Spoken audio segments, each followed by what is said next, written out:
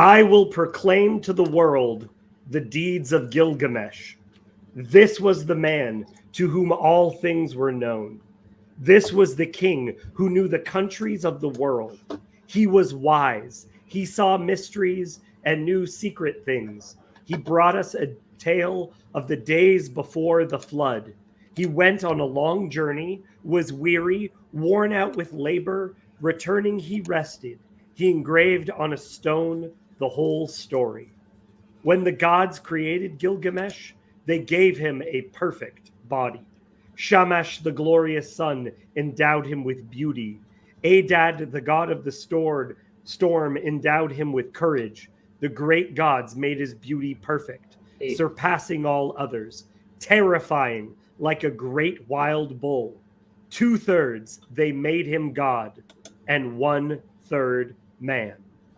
In Uruk, he built walls, a grand rampart, and the temple of blessed Inanna for the god of the firmament, Anu, and for Ishtar, the goddess of love. Look at it still today. The outer walls, where the cornice runs, it shines with the brilliance of copper, and the inner wall, it has no equal. Touch the threshold, it is ancient. Approach Iana, the dwelling of Ishtar, Our Lady of Love and War, the like of which no latter-day king, no man alive can equal. Climb upon the wall of Uruk. Walk upon it. I say, regard the foundation terrace and examine the masonry. Is it not burnt brick and good? The 7 sages laid the foundations. Hi, everybody. Hey. We're going to talk about the Epic of Gilgamesh. For some reason on my end, it said we weren't live for a bit. I think it looks like we're live now. I guess it caught all that. Maybe it didn't, Maybe I it don't didn't. know. Well, people can look it up. Yeah. Yeah. So, guys, I made you watch the Epic, or read the Epic of Gilgamesh. What did you think? Dude, I loved it. On a literary level, we'll talk there first. Do you want to go first, Michael? Well, I mean, it's definitely very interesting how it has that feel of the Bible when you're reading it in a more literal translation that's not, trying to modernize too much. So much of the phrases were very familiar and things like that. So yeah, cool. Did you like it as a book? If it had no biblical parallels, would you still enjoy it? Yeah, I think so. I mean, yeah, it's one of those things where it is sort of that same way where they compress so much that there's oh, wait a minute, some massive thing just happened in 3 lines. I have to go over that again and make sure I understand the implications of this epic event that they gloss over very quickly. So it's yeah. So you have to pay attention, but it is good. Jason, I already know how you feel about it, but why don't you share your feelings? Yeah, I've loved it. The first time I read it, so I bought a copy. Well, I had already had a copy that I bought a while back, just at a used bookstore. And I had read through some of it. I think I might have read, I don't know, through some of it. And then when gosh, it was months ago, you mentioned wanting to talk about it. And so I read through it, and I remember it feeling very heavy. It felt, it does feel like the Bible. It feels very ancient. The way they talk about certain things is different. The way, I mean, it's not like if you read a fantasy novel or something, it doesn't have that same feel at all. It's just everything is just more, I don't know if primal's the right word, is how it kind of how it feels. And there's certain things in it that feel that might be looked over that you would get in other stories that feel like there's emphasis on. I remember in the version I had, there was like before they went out to battle, it had something about the women blessing them and things like that. And it was like, it weirdly seemed to be like an emphasis on that. I don't know if that happened in the version you sent online, because you sent me a YouTube version to listen to as well, in case I didn't get to read through it.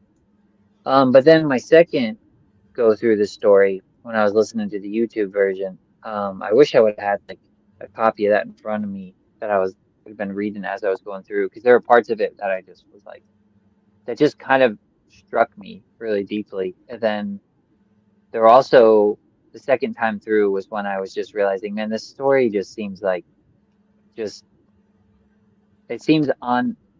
I know this is gonna sound bad to people, but to me, it seems like just as true as the Bible, if not. I mean, literally, just I was just reading it, and I was like, this story just feel. Not only does it feel true, it just when I sit and pause and think about it, it just has like it is true. There's just so much about it that is true, and I don't know that. I will say, like, I don't know that it presents the right way of living or the right way of salvation, but it does feel very true. It's kind of like the same thing with there's horror movies that feel the same way. Like you can watch a horror film and you're like, wow, this is just like following this idea to its end, and that's why it ends in horror. Like the what was that new Viking movie that came out? The Northman. I felt like that was like a true story as well. This is horrible but true. Yeah. So like, I don't know that I necessarily felt it was horrible. It weirdly kind of left me kind of somber, I guess, at the end. But it did feel like very true, and it felt true on like a weird, especially the second time through. I was like, it really feels true on like a weird sort of strange. I don't know if fractal's the right word, but I was like, I feel like this story kind of happens to every person because, I mean, I'm sure we'll get into that, like the whole, and the two characters in the story, but it really struck me the second time as just being like, wow, this is something I could probably read and meditate on for my life. But Jacob says Christians always introducing idolatry to my channel. It's mostly me. Why do I let you guys on my channel again? I'm over here burning my incense and. Well, yeah, it's interesting because I know what you're saying when you're talking about it. I actually had a conversation with a guy at my work today, which is a guy that started pretty recently, and he's a Christian, which is pretty cool. And we were just talking about how, because he's kind of into like a lot of the archaeology and history and kind of stuff like that. And there was this thing where, like the critical view of everything. It didn't just happen like in the Bible. It like happened to everything. So it was like all ancient documents are just like assumed fictional and false until proven otherwise. And I mean, right. I think, and then the Christians, a lot of Christians tried to push back on that more in the fundamentalists, you would say, but they did real work and, they did real archaeology, but they kind of made a weird error where they wanted to say the Bible is completely true and literally true, and all those other things are totally fictitious. So it was like, So my introduction to Gilgamesh and why I wanted you guys to read it, and also a bit of a response to Jacob at the same time, is my introduction to Gilgamesh, which is I think a lot of people's introduction to him, is being told the Bible isn't true. Someone else wrote exactly the same flood story.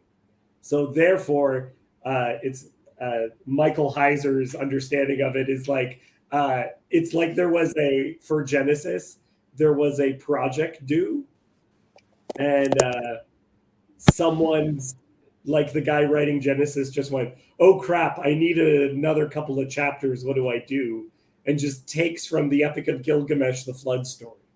So I was introduced to the flood story as a comparison to the Bible. Therefore, because we all know if more than one witness reports the same thing, that means an event didn't happen, right, Michael? That's what well, yeah. I mean, it's definitely interesting because I think and like what Jason was saying, it does have that ring of truth to it, but it's like coming from a standpoint of a people group that has a very different set of values, and so like the things that stands out to them, the things that they remember are different. And so like even in the beginning here, it says he brought us a tale of the days before the flood, which is like, even the way that's saying, it's telling you like everybody knew that there was this flood, which was obviously in much more recent history to them, but still, if it's beyond their lifetime, or the lifetime of their parents, grandparents, like that knowledge can vanish very quickly. And when you get to like the account, it's like very different from the Bible account as far as like the specific details, but it has the same, it's got the same interesting fact that like the numbers are different, but it's the same sort of things. Like basically it's like they knew, they're like, I can't remember exactly what the details are, but all of the numbers, like in the measurements for the flood and the ark, they were all symbolic. And so then they were like, oh, it had something to do with sevens. And then they're like, yeah, like seven levels. Right. Whereas like in the Bibles, you have a 6-1 ratio, but the levels are 3 levels. So it's like you can see how they were like, at the same things. Along the Euphrates, they have a version of a boat that is used. And so the dimensions, the reason why it's square is because they still to this day, sometimes in Iraq, will make these boats that look like these giant baskets that they do make waterproof by putting bitumen and pitch on. Like they still construct them that way, so it resembles one of their boats. Whereas in the Bible, it's actually not. The ark Noah's Ark is not a boat; it's just a floating box. It's made like it has no way of steering or moving. Cassandra, let's bring you in because you actually did you finish it, by the way, to get to the end? Yeah, I did. What did you think on just the literary level? Before we get into it's the same as mine. I don't know. I kind of felt the same way when I read Odysseus the first time. As I kind of wonder why the story revolves around, like, why is he the hero? I guess.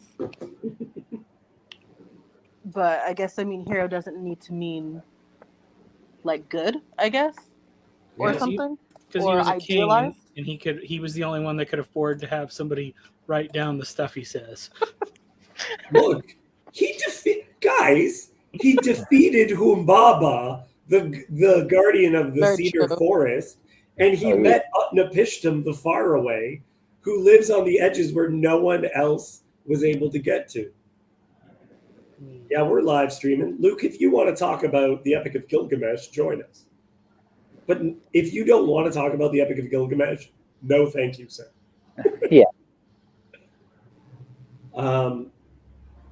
Any other thoughts? Just as well, I would say, if we're talking about as literature, I really enjoyed it.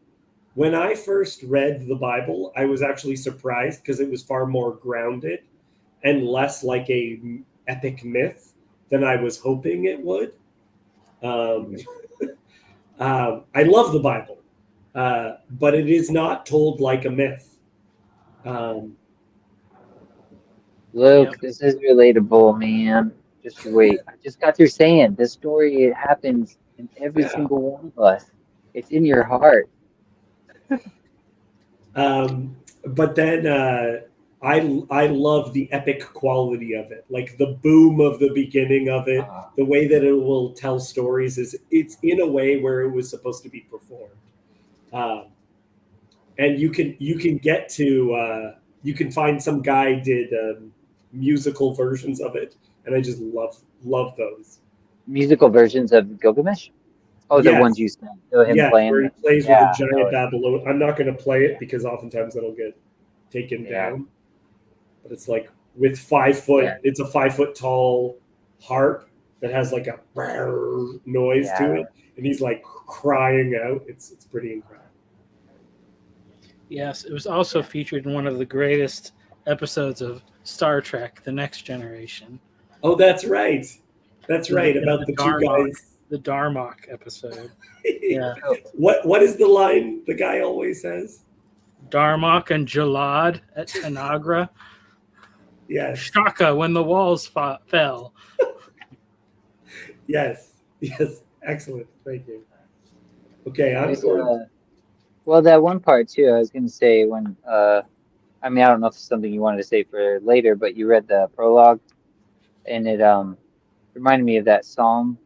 You know, I think people have made that reference to that before. The psalm, because it says, where does it say that?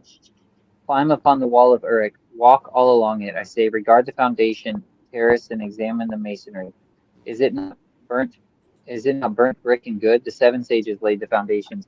It reminded me of Psalm 48:12. Walk about Zion and go all around her, count her towers, mark well her bulwarks, consider her palaces, that you may tell it to the generation following. Hi, For Kurt. this is God. Hey, how's it going? Good. Yep. How do I look today? What's up, man? Great. I just shaved. Awesome. Nice. Yeah, So, no, I agree, Jason. So one of the other places it gets brought up is that there's bits that sound a lot like Ecclesiastes about death, and there's. Oh, did I lose you for a second? Am I frozen? No, it was I just. think Jason, It is was your just mic Jason. working? Okay, good. Is it working? Yeah, you were just a robot for a second, but everyone else was so still that I thought it was me and not. Anyway, yeah, there's a lot of biblical parallels, so it gets used a lot. And I do think that some of the biblical writers are making reference to multiple things. And that's part of why I wanted to talk about it, because it's only really used to dismiss the biblical ideas as opposed to saying, okay, how is it responding to this literature? How is it dealing with it? David, I have a question Yes, sir. about. So, do you believe the cosmology of presented in Genesis is related to the Epic of Gilgamesh? I wouldn't. So there is a bit, we will get to that, where I think specifically the creation of Adam is related in the Epic of Gilgamesh. Genesis 3, the fall, certainly, the flood, the Tower of Babel, and the Nephilim. These are all the things we're going to talk about. It's exciting. Yeah. Let's start with some images, actually. I And, don't know if you guys looked up images. I was going to Yeah. ask if we're, on top of using official canonized text in the Tanakh, if we're going to use any of the Dead Sea Scrolls. We are. So I will be referring to things in the Dead Sea Scrolls collection, specifically Enoch and the Book of Giants. But we'll get there. Okay, sharing this. This is what images of Gilgamesh look like if you find things from the time period, like, which is not mentioned in the text, but sometimes you get how quickly he runs and goes across the land, that he is a giant. Okay, so in their depictions of him, I just love this image. It looks like me and my cat, right? Just these beards too, with the like curls to it. I just love it. Was that common in the Near East? That style of beard, yeah. And Either that, or it's like, it's just like, how like the first like when kids are learning how to draw, and then like the first kid learned how to do hair a certain way, and so like that's the way they all drew beards or whatever, because somebody figured out how to do that way. And if you're looking at his hair, it's very, very clear that it's supposed to be very, very curly. yeah, and I think it's almost like dreads, like he's super old. It's coming but down. it may be more stylized in the art, Yes. in the artwork, than it was in reality. yes. I like the image though. They're semi-cherub looking guys, which you can see on the image on the right. They also have those beards, because you can find those images of those guys. And the lion's mane is also of a similar quality. Yeah. I haven't seen a curly lion mane, but that would be fun. This, I think, is important because we're going to talk about, there's another character named Enkidu. And Enkidu is not described. Yeah, see, people are already getting ahead of us. Nimrod, Who here has read the Epic of Gilgamesh before? Sorry, what was that, Kurt? I was asking, raise your hand if you've read the Epic of Gilgamesh before. Everyone here has read it for this. No, I mean before this. I started it one time. Like just doing it for fun on your own time. Yeah. I love the honesty. Love the honesty. I think I read it once, I think. I may have read portions of it when I was in like elementary or middle school for like a history project, but Yeah. I've never completed that. So then these are images of what Enkidu looks like. Again, the beard, but he's never described this way in the text, but he is oftentimes depicted as having horns. Okay, having horns like an ox. Oftentimes, characters are described as being like bulls or oxen. When they fight, it looks like bulls fighting. Then here, let me just do a quick summary of the story, just based on the contents. Okay, so the beginning is the introduction, which we already went through, the prologue. Then the coming of Enkidu. That's basically Gilgamesh is unstoppable, and he's taken all the ladies for himself and fighting people, and no one can stop him. So people cry out to the gods, and they make a guy who can fight him. And the guy who fights him is going to be Enkidu. So this is the guy who will fight him. We'll get to a description of him in a second, because I think that's where some of the Genesis stuff is in there too. Then after they fight, they become friends. Guys, I have a question. I think Jason is laughing because he already knows what my question is going to be. How close of friends do you think they are?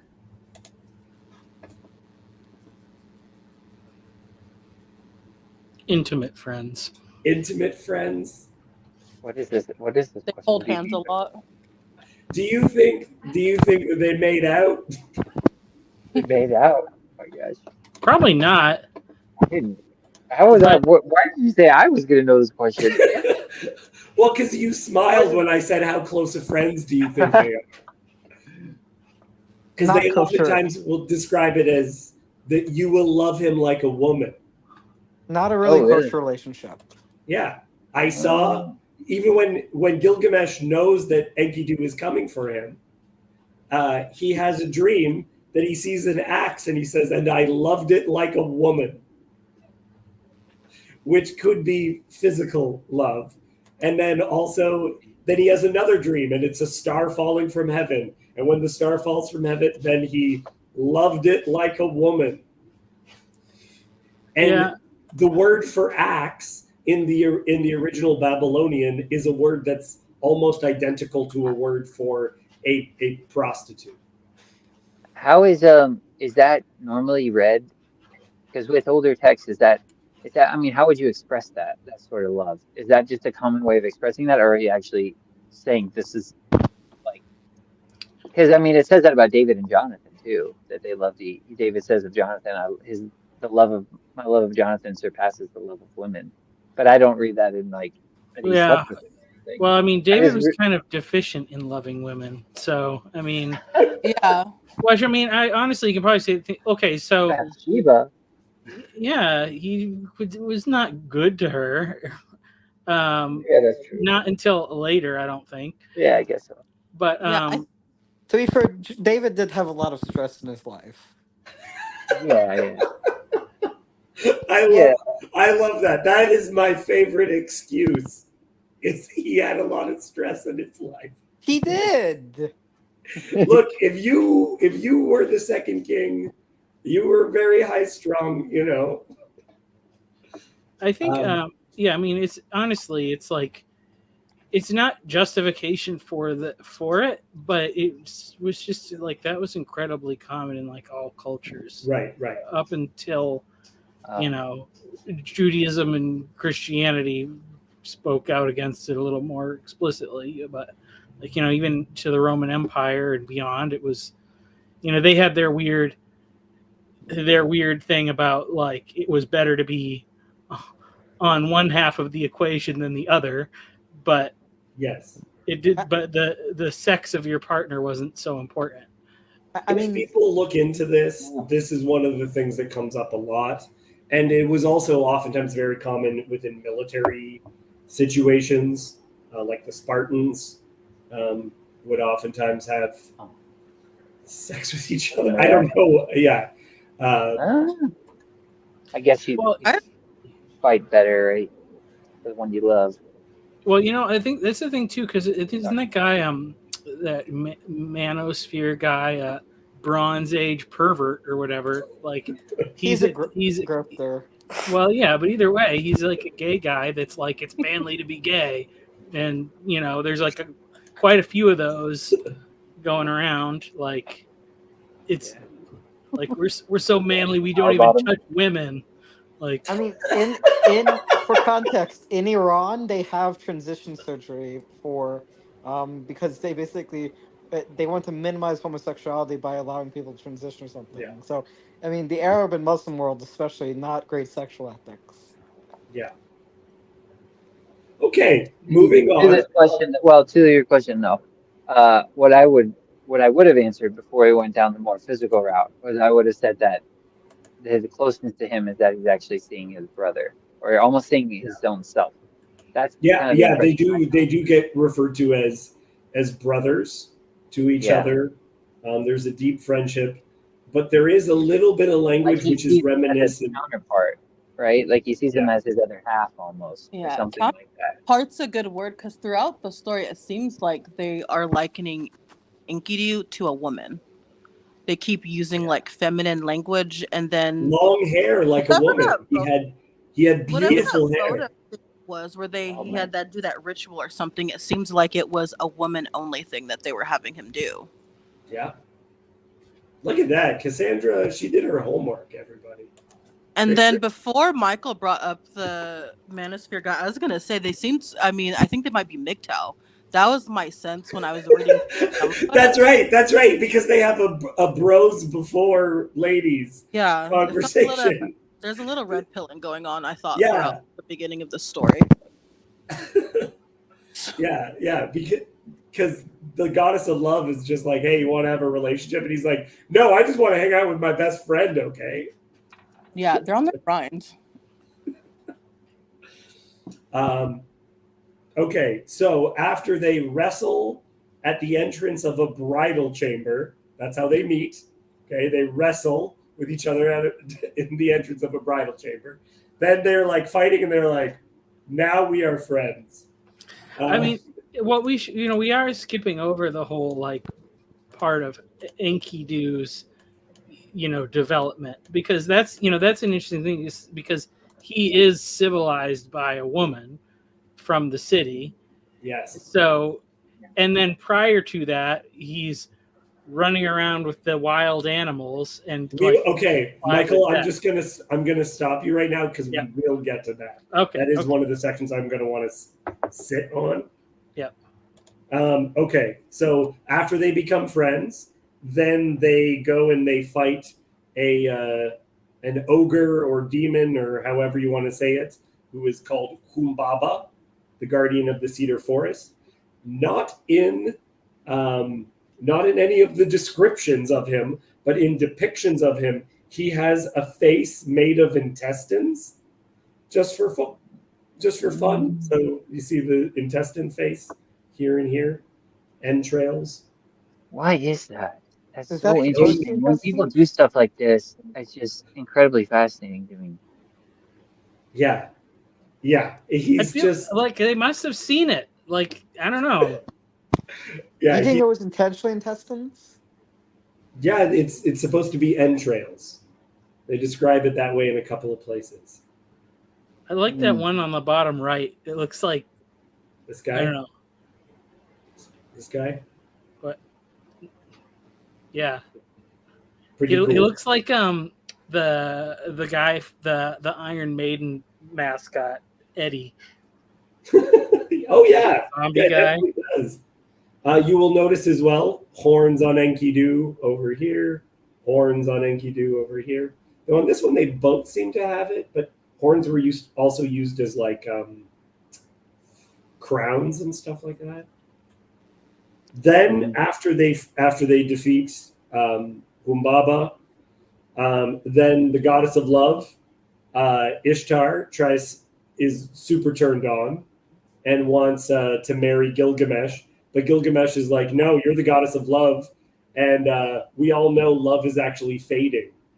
Like love, you just, because it's lust, right? You're just gonna want to hook up with someone else again and again and again. So you're not even gonna want to be with me. So no. And then she gets so upset that she sends the bull of heaven. And they fight the bull of heaven, which sometimes is depicted as a bull, sometimes as these weird cherub-like creatures, which are winged, the face of a man, but with horns. Again, with those dreadlock beards. And then after that event, Ishtar is shamed, so she demands that one of them be killed. And because Enkidu is number 2, he is killed. He dies. Gilgamesh becomes super sad and goes to search for immortality. And there's one guy who seems to have good advice as to where immortality might be found. And that is Noah. Noah in this story is named Utnapishtim, the faraway, because he lives really far away, guys. He lives on the edge of the world. So he goes and speaks to Utnapishtim, the faraway, tells the story of the flood, and then he finds out you're sorry, I get to live forever because I saved the world from the flood, whereas you're not. You didn't. So sorry, you're just gonna die like a person. But there's one last chance you have, which is, and I don't have any images of it. There's a plant at the bottom of the abyss, of the deep, and if you can find this plant, it will give you eternal life. He pulls up the plant, but a snake steals it from him, and so sorry, he's not. He just goes home, and he's gonna die, but it's okay because everyone will remember you because of this awesome epic. So his immortality is the epic. End of story. That's just so fascinating. Like, that's what I mean. That's what's so great about this story. Is just like, who would write that this day? It's just, I don't know. Maybe I'm sure there people are, but it's just such a great I'm ending. noticing a theme of like difference a lot, if that makes sense. Yeah. Like a literary theme of change, or like Yeah. Well, like so, and let's not labor this point too much. But do you know who Gilles Deleuze is? I don't think I do. Just say the connection, and I But will basically pretend the it's idea your is, idea. in terms of literary analysis, there's a lot of repetition, but not rhyme, but rhyming, but not repetition. Right. Okay.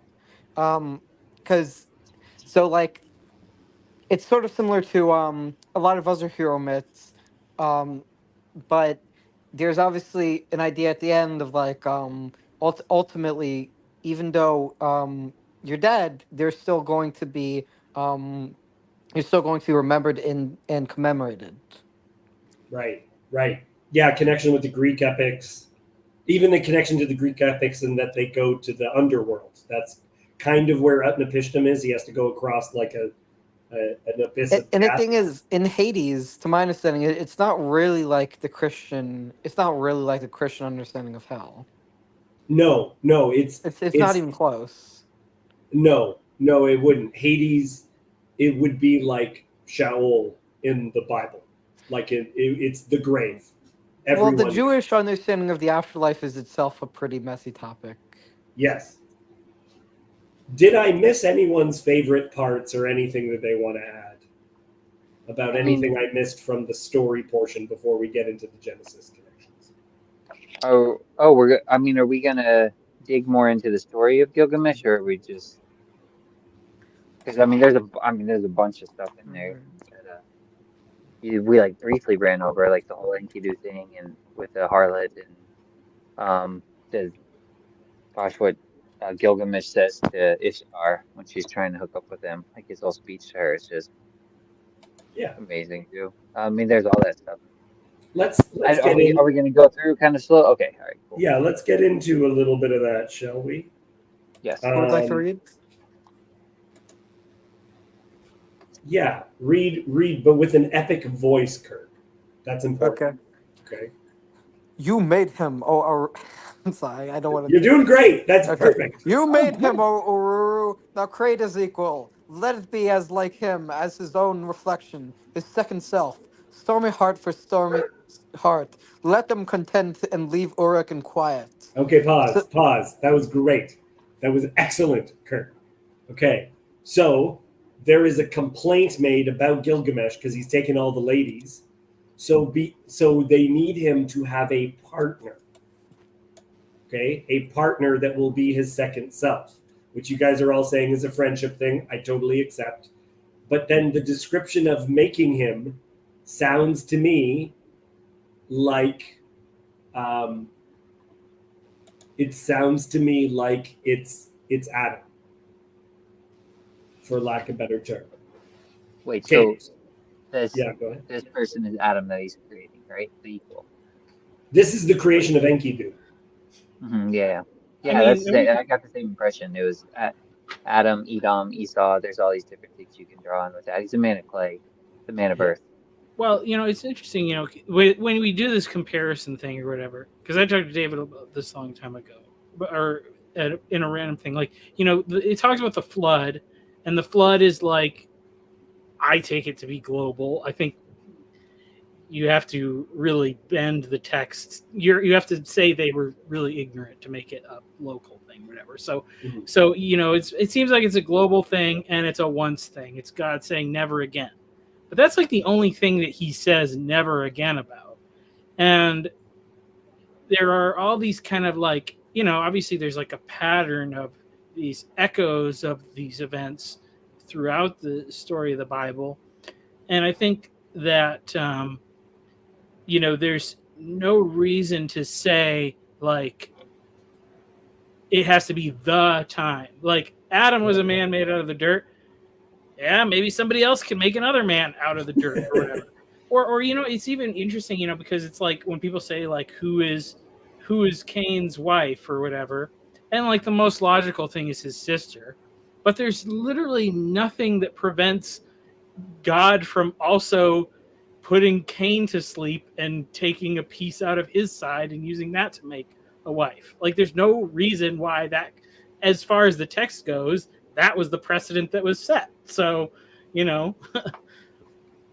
Right. I get what you're saying. Yeah. I feel like some of these stories may be, if there's an oral history to it, someone recollecting similar stories and getting interesting comparisons to it. So it's interesting because this also could be Cain and Abel, right? Mm-hmm. They are destined to fight, and it will be the death of the guy from the pastures, where there's some people have said that the two men represent civilization and the wild as well.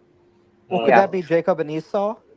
Jacob and Esau. There's going to be some elements of that without a doubt. Well, there is an interesting. When I would say, clearly it's setting it after the flood.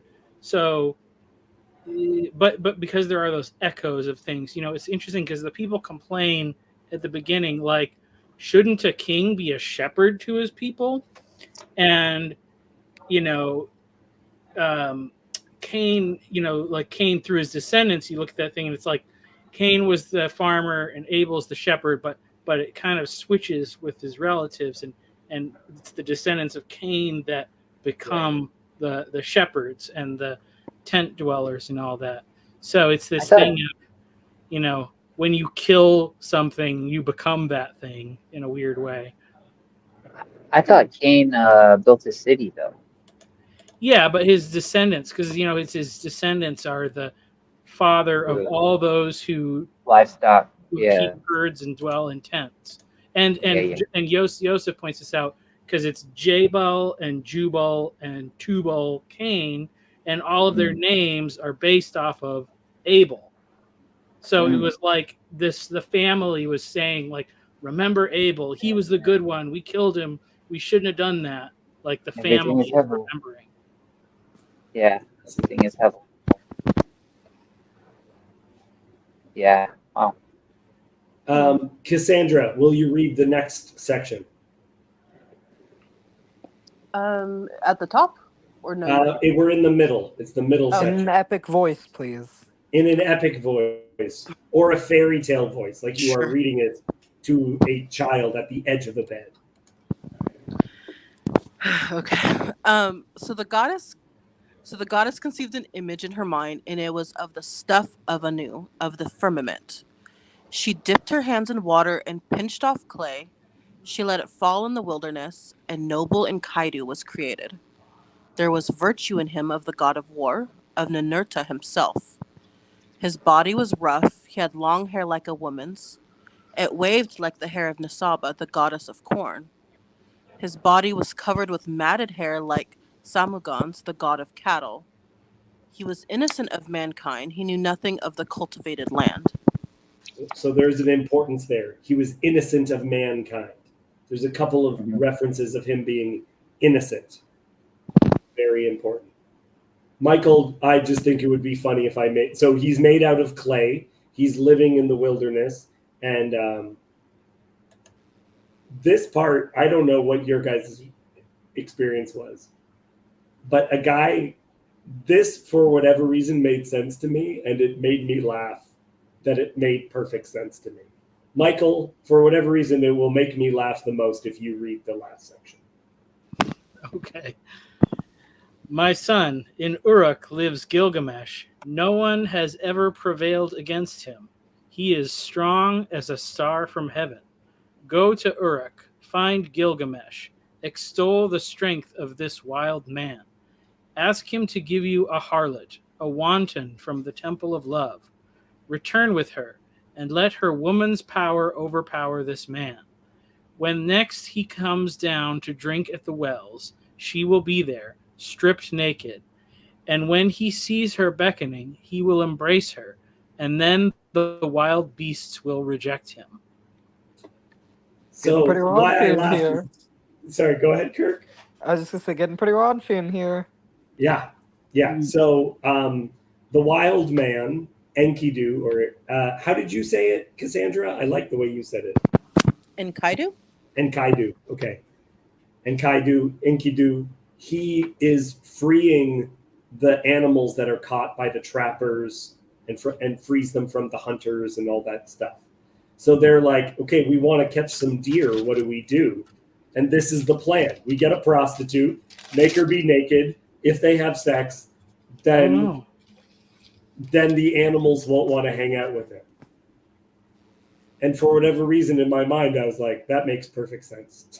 It does make sense. I don't know that I can put my finger on it, but I would really like to explore this idea more because it makes perfect sense to me too. And it seems like it happens repeatedly in different stories. What? Say it again, because something cut out for me. I didn't hear what you said. If you sleep with a woman, then the animals won't want to play with you anymore, Michael. Oh, Yeah. Oh, yeah. Well, I guess this is like what, like a puberty or something like that, like an adulthood that's happening for him, kind of. Like he's leaving I behind. guess, yeah. I don't know what it is. I wonder what biblical parallels exist for this. Or Well, if I was any. thinking it made me think of Samson just because he's like giving up this like power he has, this certain connection he has for a woman. Yeah, Yeah, there's you can make a connection to Samson. Samson. I think the Nazarite is a good parallel. You know what's a weird one that pops out to me is so it's at the drinking hole and she's stripped naked, and it reminds me of Jacob, where he strips the branches and puts them in front of the watering hole when the animals come to mate. What a fun time I'm having, guys. What, But you know what did that's say, interesting Jason? because that is like a. I mean, I don't know. People debate about it, but that is a thing where people say it's like some kind of sympathetic magic or something like that he's employing a little bit. So, and what happens is like some of the animals are like really drawn to it, and the other ones, stay away or whatever. Like when he doesn't put the sticks out. So, there's some weird things there.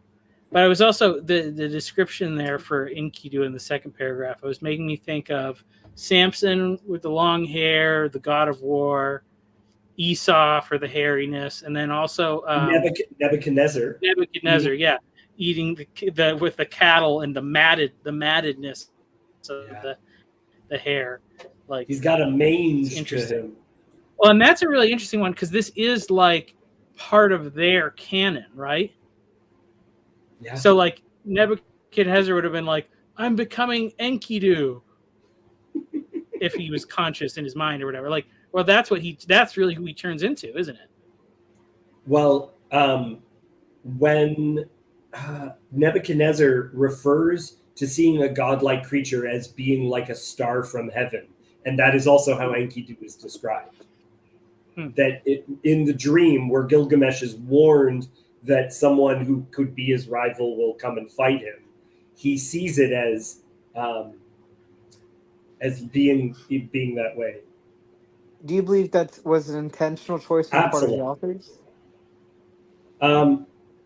So I think the biblical authors in some of now we're just getting to, it's Absalom, by the way, to Emily. I think that there's two things at play. Number one, there is a common story that is being misremembered by the Babylonians. And number two is I think some of the biblical story is directly written to poke the eyes out of the pagans. Yeah, I guess that makes sense. But the thing with the star from heaven, I mean, I think it could be intentional. It could be a misrepresentation of the story. It just that seems like a pretty common analogy people could use across cultures. But yeah, I mean, given if it was a not significant passage of time, I could see how that got lost in telephone. I was just curious what Jason. So Kirk, why is someone described as being like a star from heaven? I mean, I could see that exists just as a parallel of like someone's greatness or someone's majesty without necessarily being a sort of subconscious reference. But the way that someone is described as being like a star in both the Bible and in other literature is because it emanates light. That's saying that it's like a godlike creature. Yeah, I mean, I guess that does make sense if you're considering the religious context of the stories. Yeah. But I was just curious what Jason was saying, because Jason was saying he heard the biblical parallel, but I couldn't hear him on my end. Oh, I don't know that I have a biblical parallel. I was just saying, like, I mean, this is just a story with like Mowgli and Tarzan and all those different wild man figures. You have the man of clay, you have the earthly man, so that's just Adam.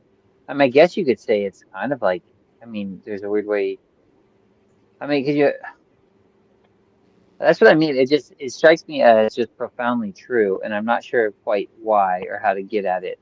But there's a way, like, once that it might have something to do with innocence and virginity, and when that is offered up, then you lose the connection with that, because the whole land that Enkidu inhabits is like a virgin wild land. It's uncivilized, like it hasn't been tapped. And then once he is captured or enraptured, whatever, by this harlot, like he's basically taken captive by her beauty, then it basically does sound kind of like the Samson story. I don't know, there's just a lot of things that. Would you say it's like the heroes? Would you say it's like the hero's journey archetype? I don't know that it's that. I think it's just, there's a way, like, there through that innocence I think you have that connection with nature and wildness, and then once you which is all like kind of has a whole feminine aspect to it as well. But then there's there's just a lot of that's what I mean. There's a lot of stuff that's like going through my mind that feels slightly related, but it's not directly related. Like the whole Green Knight story seems kind of similar. The way Nazarites are, like if you're gonna go into the wild and you're gonna let your hair grow long, and you're gonna like go dwell in the wilderness for a time, like don't touch the grapes. There's a touch not thing going on. Like the thing with the like unicorns even too. It's like there's this pure like what like unicorn mystical creature, and it's like if you touch one, that's it, like game over. Like it's just like it's not good. There's there's a virginal aspect that like needs to remain, I guess, like that you don't um that you're cautious of or something. And it's like he didn't hold on to that or something like that. I don't know. It I kind of could Okay, see I could yeah. see. Go ahead, Kurt. Go on. I was just gonna say I could see a lot of parallels with Joseph Campbell here. Yeah. Yeah, this is one of the Come on. examples that's always used hero's journey stuff. We are going to continue in the text about Enkidu, and I want you guys, because you guys have all read Genesis a bunch of times, I want you to think about the fall of Adam and Eve and see what parallels you think you might see. I And will Jason read it Reed? so that you can focus, and also because this is the sexiest part. There he is. Now, woman, make your breasts bare. Have no shame. Do not delay, but welcome his love. Let him see you naked. Let him possess your body. When he comes near, uncover yourself and lie with him. Teach him, the savage man, your woman's art. For when he murmurs love to you, the wild beasts that share his life in the hills will reject him. She was not ashamed to take him.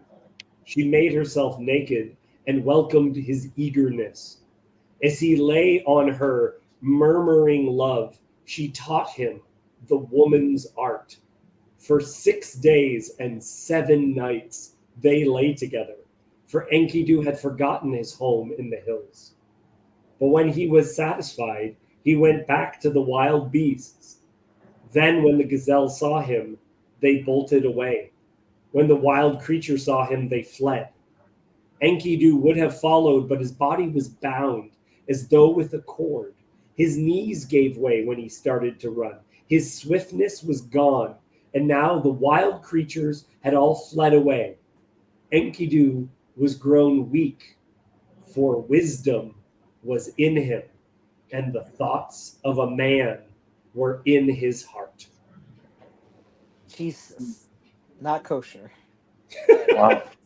I mean, I could see a lot of parallels with the fall of Adam and Eve here. Okay, let's do one at a time. Kirk, you give me one, and then Um, Cassandra, you're going to be asked next. I'm I going to go. mean, yeah, the idea of like revealing your body and not and God can see through you or see through your clothing.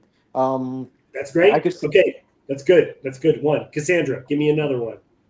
Wait, for what? Parallels with the fall. With Oh. I guess maybe the distance between man and nature now. yeah, there's a good one. The distance between man and nature. Michael, give me a parallel. Well, seeing the thing is definitely part of it, and Enkidu's a hairy animal-like person. Humans are really the only like creatures capable of nudity in the sense. So it's a very different thing. Jason, what's a parallel you see? Probably the end part too. For wisdom was in him. He took the tree, knowledge of good and evil type thing. I mean, I don't think wisdom. I think wisdom is the tree of life, but I think they're kind of similarly the same thing. Yeah. Like, yeah, when you take it for yourself, then it's kind of the wrong thing. But that's kind of what it reminds me of at the end. Like he ate that fruit. And it's not here, but after this, he gets clothed in. He begins wearing clothing, so he's naked. He sees her. She's told, not to be ashamed, right? So she's naked but not ashamed. They sleep together for 6 days and 7 nights. That's interesting. And then Enkidu forgets his home in the hills. He goes back to the wild beasts, and it's as though his body is not working anymore. There's like a weakness that's in him now. He had grown weak, for wisdom was in him, and the thoughts of a man were in his heart. You know, before this too, I don't think it ever mentions if Enkidu or Nkaidu if he speaks. Maybe it's just That's a good point. but yeah, he doesn't. He's not talking. He's just running around with the animals until after this. Yeah, he's like a beast. And he's the man of, this is how the man of clay gets wisdom in him. Like it seems too much, like too many parallels. It is also interesting that the animals fleeing from him, that's a change in the Bible. It's the change after the fall, that the animals will now be afraid of you and flee. So it's like him being a sort of a new Adam, he has this connection with the animals, but then he becomes post-flood human man in a sense, and then it's like they don't recognize him the same way. They flee from him. The next line is, so he returned and sat down at the woman's feet and listened intently to what she said. You are wise, Enkidu, and now you have become like a god. Mm-hmm. That is the next thing she says, you've become like a god. Because you have wisdom in you now. Mm-hmm.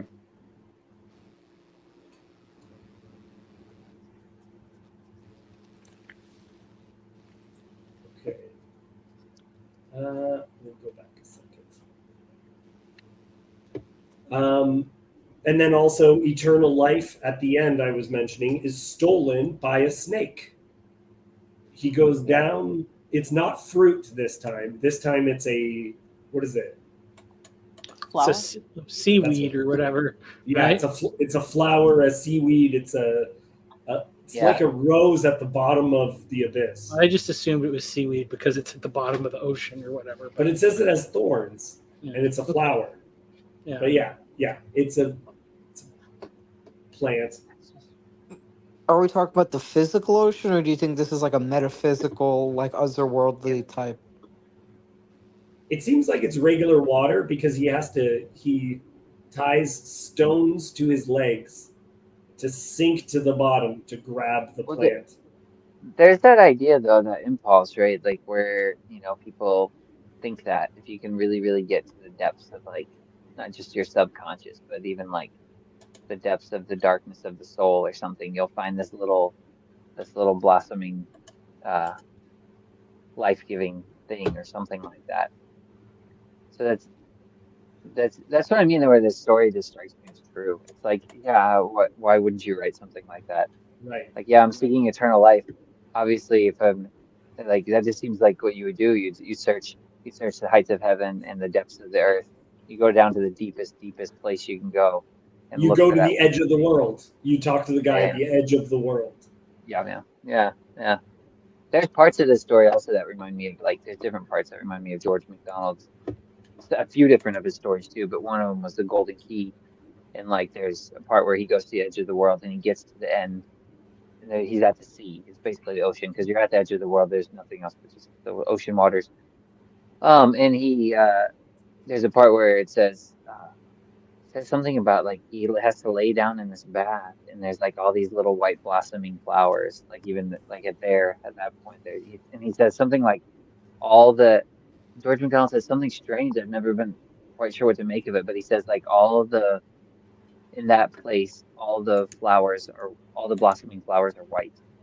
I'm not sure why he says that, other than maybe that's just the if you're going somewhere that's really, really dark, like if you take a walk through the woods at night, you'll notice the white flowers. Like you won't notice the other ones, because white's the first to give the light back, So maybe that's why he says something like that. When you're in the darkest place, the blossoming flowers are white. Or something. I don't know. There's just like interesting, weird little parallels, like that you. It's like a metaphor for hope. Yeah, maybe something. Oh.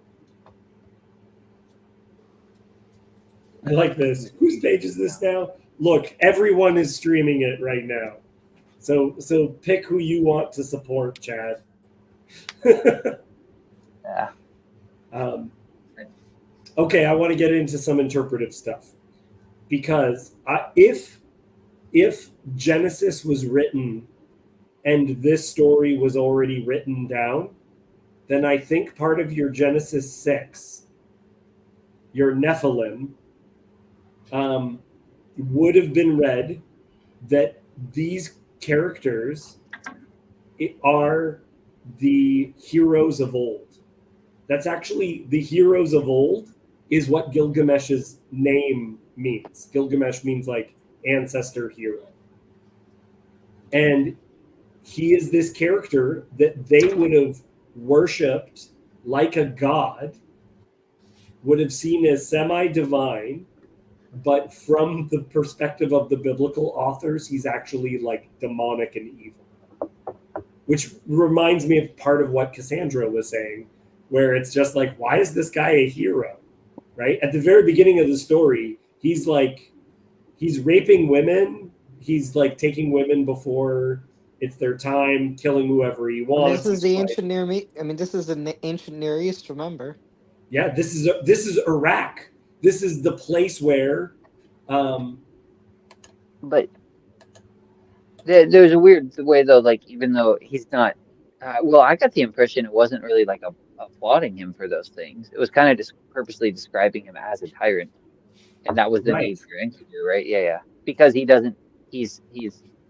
To me, it seems like that's what I mean. There's a God aspect and a man aspect to every person. You're supposed to love God and love man, and he's in this godlike state where he's not connected to humanity in a way. So he's a tyrant over these people, and they're below him. And then once he meets this counterpart, this earthly man that he sees himself in, then it's like that's supposed to bring balance to this. But Emily has a quote in the comments.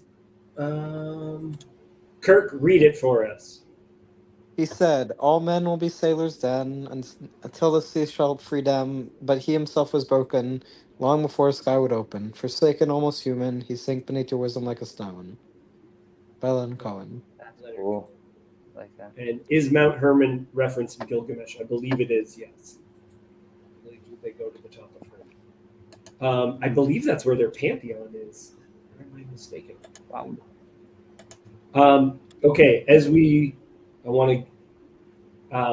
so I mentioned this before, Kirk, that the Book of Giants is a book found at the Qumran community, the Dead Sea Scrolls. Okay, so one of the Dead Sea Scrolls is about the Nephilim. It's about the giants, and Gilgamesh and Humbaba are listed as Nephilim,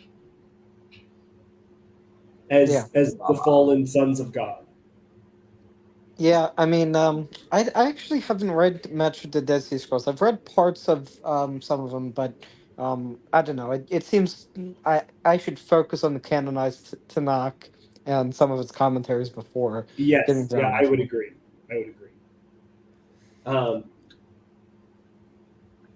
Along with that, Jason, you were frozen for a second, but it looked like you were saying something. Oh no, I'm good. I just like Humbaba. I think we should bring him back. Humbaba. I don't know why. It's just so good. I like it so much as a name. And do you think there's any connection between Mount Hermon and Hermes?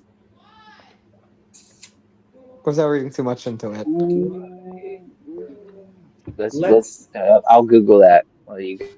I did a lot of work on Mount Hermon at one point, but I'm not on it right now, so I don't want to be focused on it.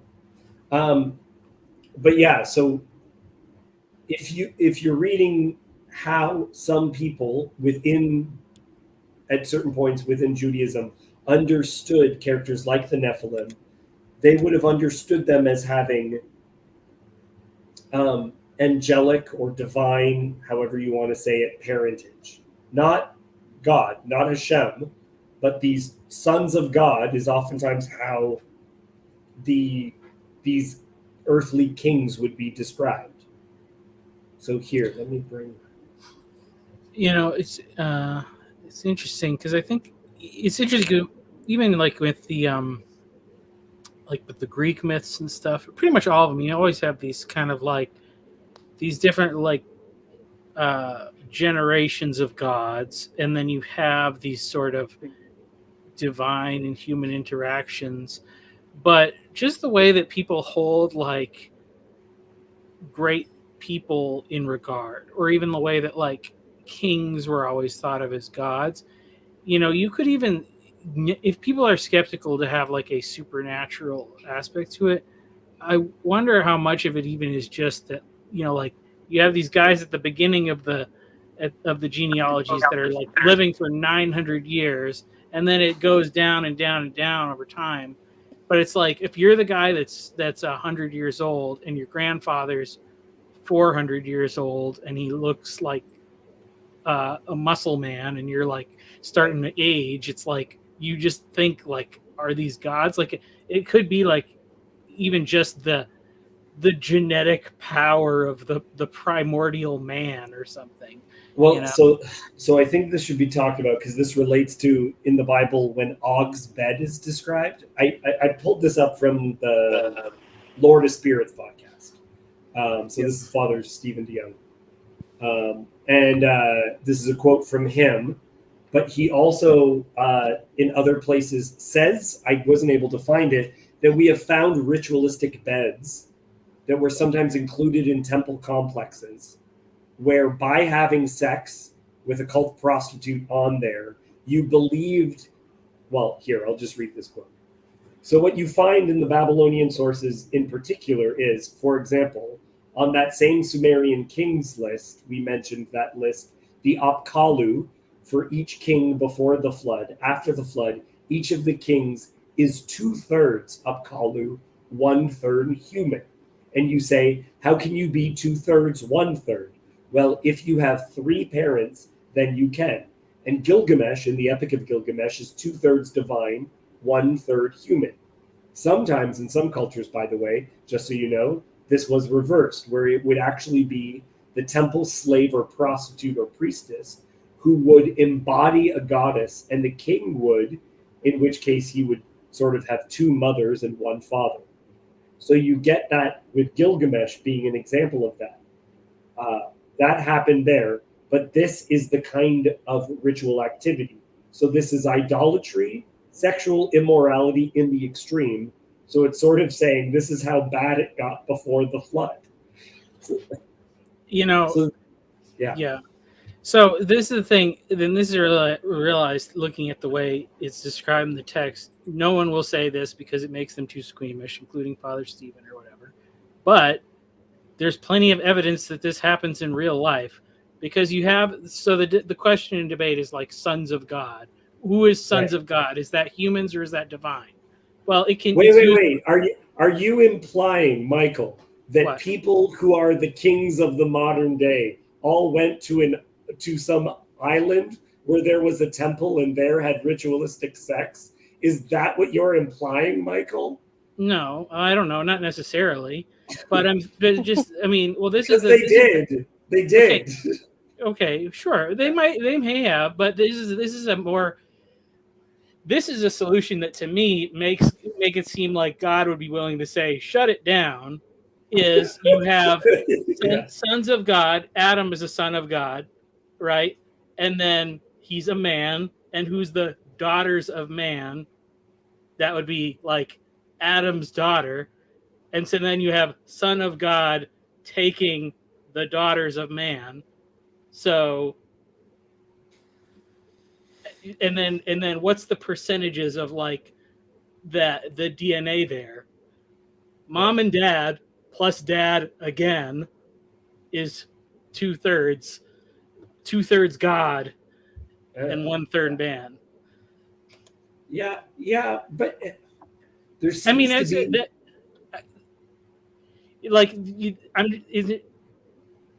That happens, especially among certain populations. Yeah. So But and it's weird even because when you look at all the stuff forbidden in Leviticus, to me it seems like these are attempts at like, because what did they know? They knew agriculture, they knew crossbreeding, and if you want to amplify traits, you're going to reintroduce the same genes into a hybrid. Like they do with dogs, where Yeah. you'll get super purebred dogs, and you get them purebred by making them. But then they have all these genetic deficiencies, or even like, because we have giants, and usually they are plagued by a lot of severe health problems because their genes are too limited. So, And trying to take steroids won't help. yeah. Jason has a question. Yeah, Jason, I can see in the private chat. I just noticed you can bring Oh, on your Victor. phone. It's totally cool. It's all right. He said I was texting him privately, so I was a little distracted too. But he's he said he's kind of spent for the night, so I don't think he's going to join. But he's tuning in and listening. Okay, cool. He's got some. I mean, I could read some of his text though if you want. I don't know if you might be able to comment on it more. You He said he was watching, and he said he's had an essay on Tubal-Cain and how Noah's wife is connected to his line in the Hebrew folklore and is one of the daughters of men that seduced the sons of God, and is one of the sources for where we get mermaids and sirens. I'd never heard that before, but that was also really interesting. What is her name? Name? Yeah, it's something. Nama. Nama. There it is. Mm-hmm. If you're taking the perspective that, so what I kind of think is, if you take every single culture's images of their kings and their gods, they would have, and their heroes, kings and heroes, they would have seen them as divine human hybrids. Your Gilgamesh, your what's his name, Hercules, right? You have all these stories. It exists in every single culture where there are these giants who are divine human hybrids. And if you take this into the biblical text, because it says these were the heroes of old, but that's connected with the image of why the flood was necessary. So it's an image of how evil, like how bad things got. These people that everyone else thinks of as their heroes are actually demons, right? The people that people think of, and I would connect this with what Michael is saying. The people right now that our culture thinks of as heroes are horrible human beings. Our leaders and our celebrities, our gods, are horrible. They are. Yeah.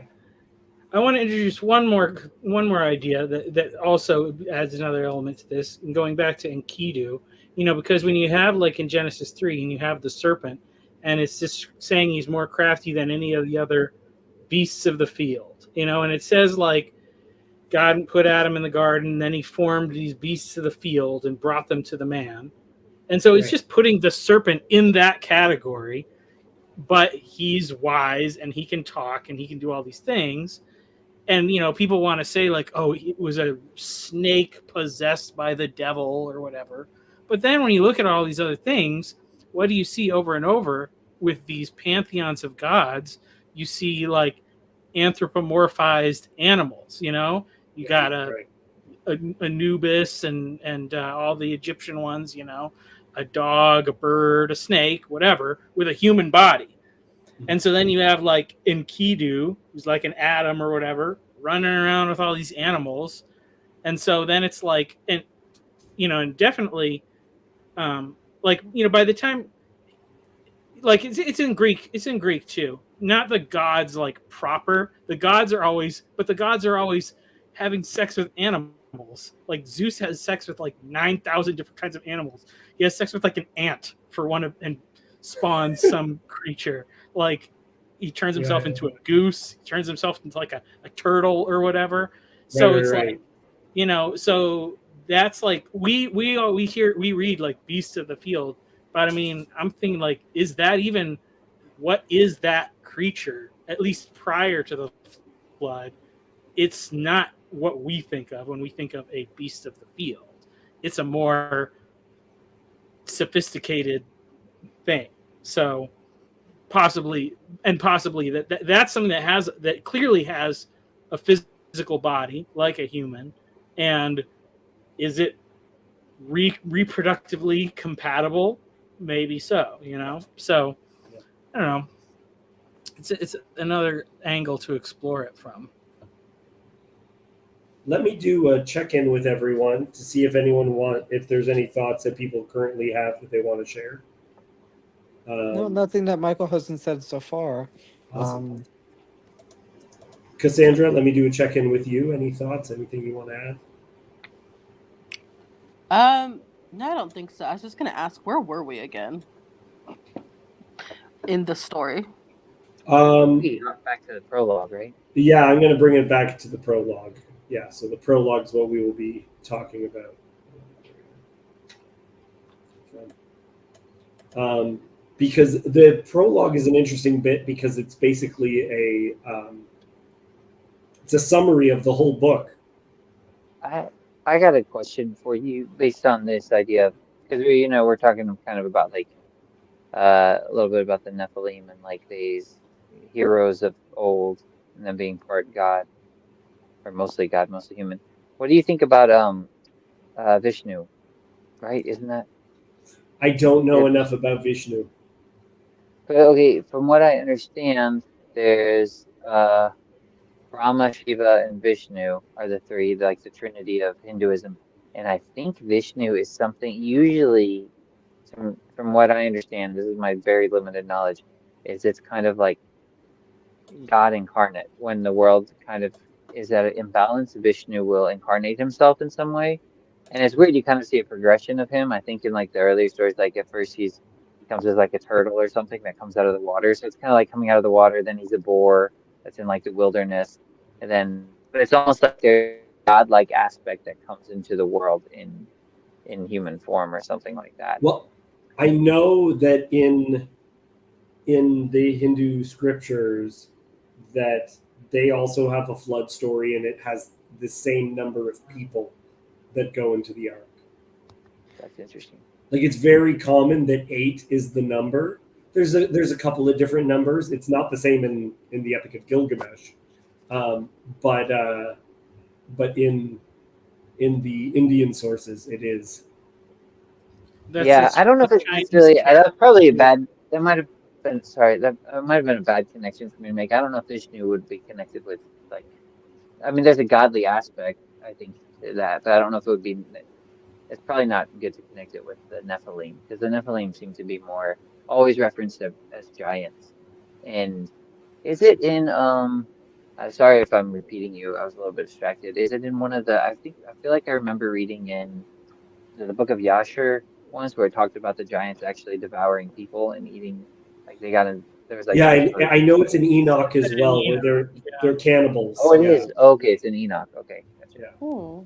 But it might also be in Jasher. I've never read, because as best I know, there's no real book of Jasher. There's like, there's 3, and not that there is a book of Enoch, but what I mean is like book of Jasher. Jasher is a much later fan fiction, whereas Enoch is an early fan fiction.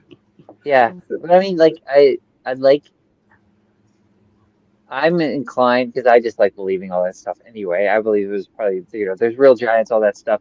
But I mean, it is interesting. You do see like the weird symbolic parallels even today of stuff. Like you can talk about like there's a giant story about gigantic cannibal tribes. I was watching videos about it, and there's like I forget this woman's name, but she wrote a story where she wrote a little bit about it. But they say that they said it was like a cannibal giant tribe, and they chased them into a cave and then started a fire and then killed them, and that's like the legend. And they had red hair, supposedly. That was part of it too. Yeah, it's oftentimes the giants are red haired. Oh, that's interesting. Huh. Yeah. Why is that? Like just because of fire or something? Made I don't know, but look, the Mayans, like it's literally a universal. Like in Mexico, they're like, yeah, red-haired giants built the pyramids. You go, what? Yeah. How did they know red hair was a thing in Mexico? It was when Europeans You arrived. know what? It does pop up. It does pop up in more populations than you think. But I think it's one of those things where, like, because it's a recessive gene, like if there's not a significant population, like it could randomly pop up because two people both have the recessive gene, but unless if the red-haired person like marries another person with the recessive gene or with red hair, it's gonna like go away real quick. Same thing with like blue eyes and stuff. It So that can would pop up randomly, but it's not. But Yeah. it's more common when everybody's got it. that would be like the thing you were saying earlier about incest with sons of God and daughters of man kind of thing. Actually, Oh, the recessive traits. Yeah. Yeah. Concentration of that in a population. Yeah. Sometimes polydactylism, also the 6 fingers or 6 toes, which is in the Bible as well. Yeah. Okay, let me go back to the epic, and I want to just highlight a couple of things which I see as connection to it. So 2/3 they made him God, 1/3 man. So you have this idea again that he's this semi-divine king. In Uruk he built walls. And if you get to the end, it says, "Is it not burnt brick and good?" So Uruk is Iraq. Iraq. It's that Uruk is just the way of saying Iraq. Okay, so it's of the Chaldeans, which is where Babylon is, where we have found these ziggurat temple complexes, where people would call and have ritualistic sex with gods.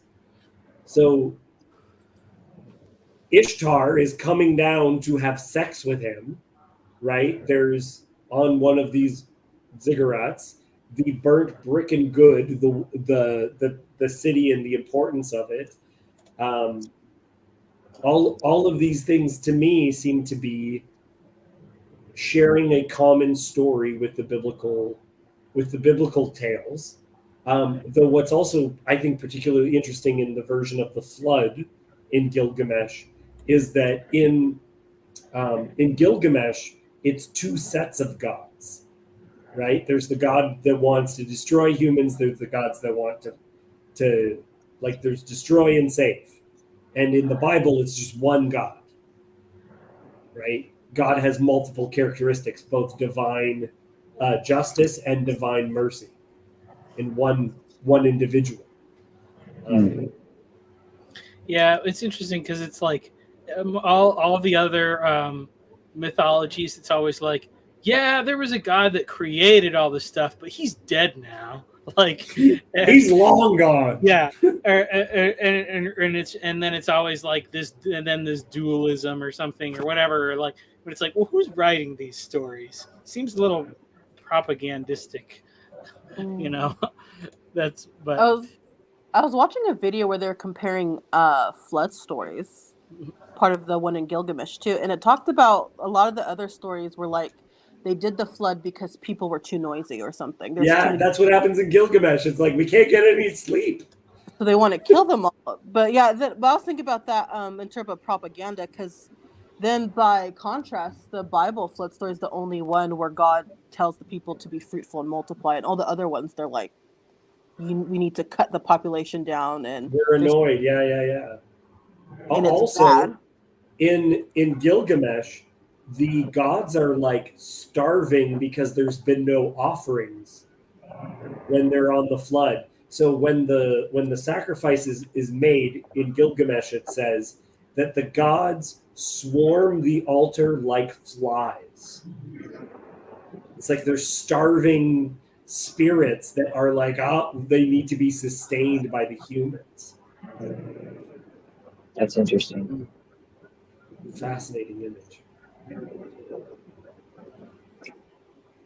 That's really interesting.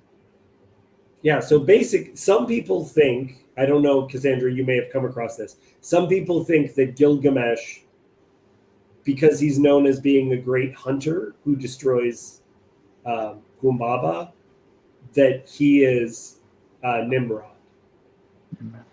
Hmm. because he's the king of Babel, right? Wow. The king who makes the city of burnt brick,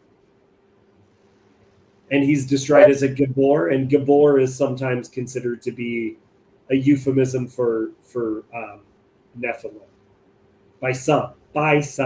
The whole story is just, I mean, gosh, that's what I mean. It just strikes me as so true, because why wouldn't you, especially when you're confronted with mortality, or this natural man, this incarnate place that we're in, why wouldn't you try to build a tower to heaven? Because you're not only bound by this body, but you're bound by time and space and all the heavenly bodies. And so, like, why aren't you going to try to reach up there and get a little bit beyond them?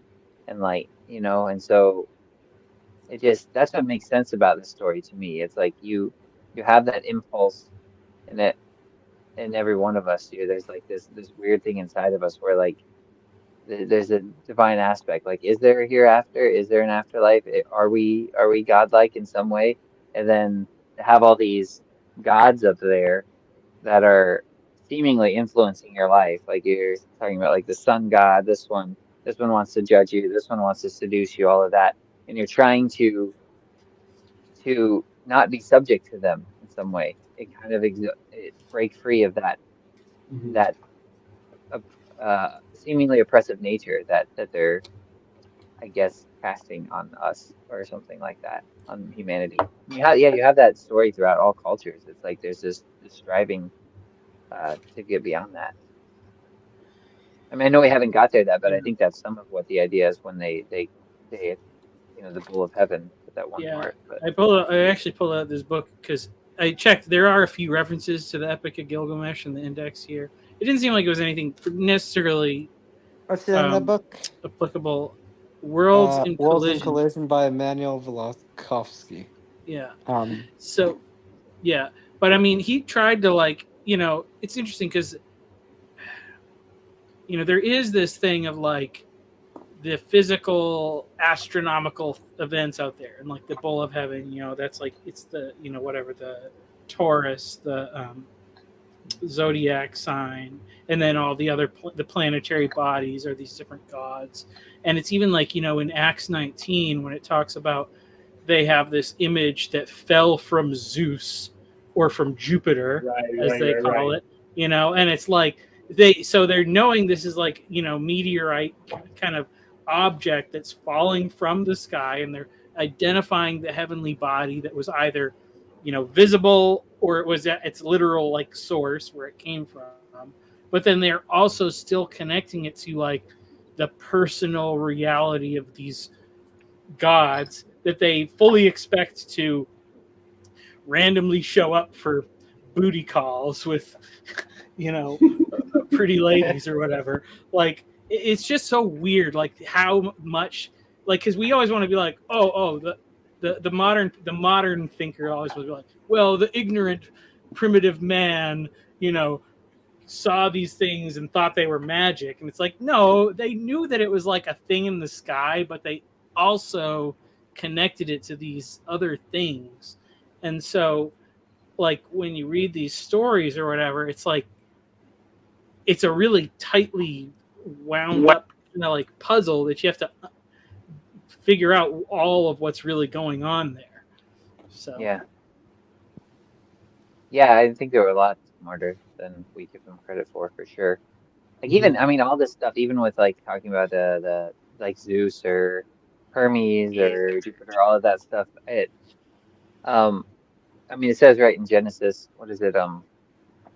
Genesis, is it verse 14, chapter 1? It's where it talks about God created these things, the stars and all the planets and everything, for signs and seasons and times and years. And it's like, that's all stuff that has influence on us.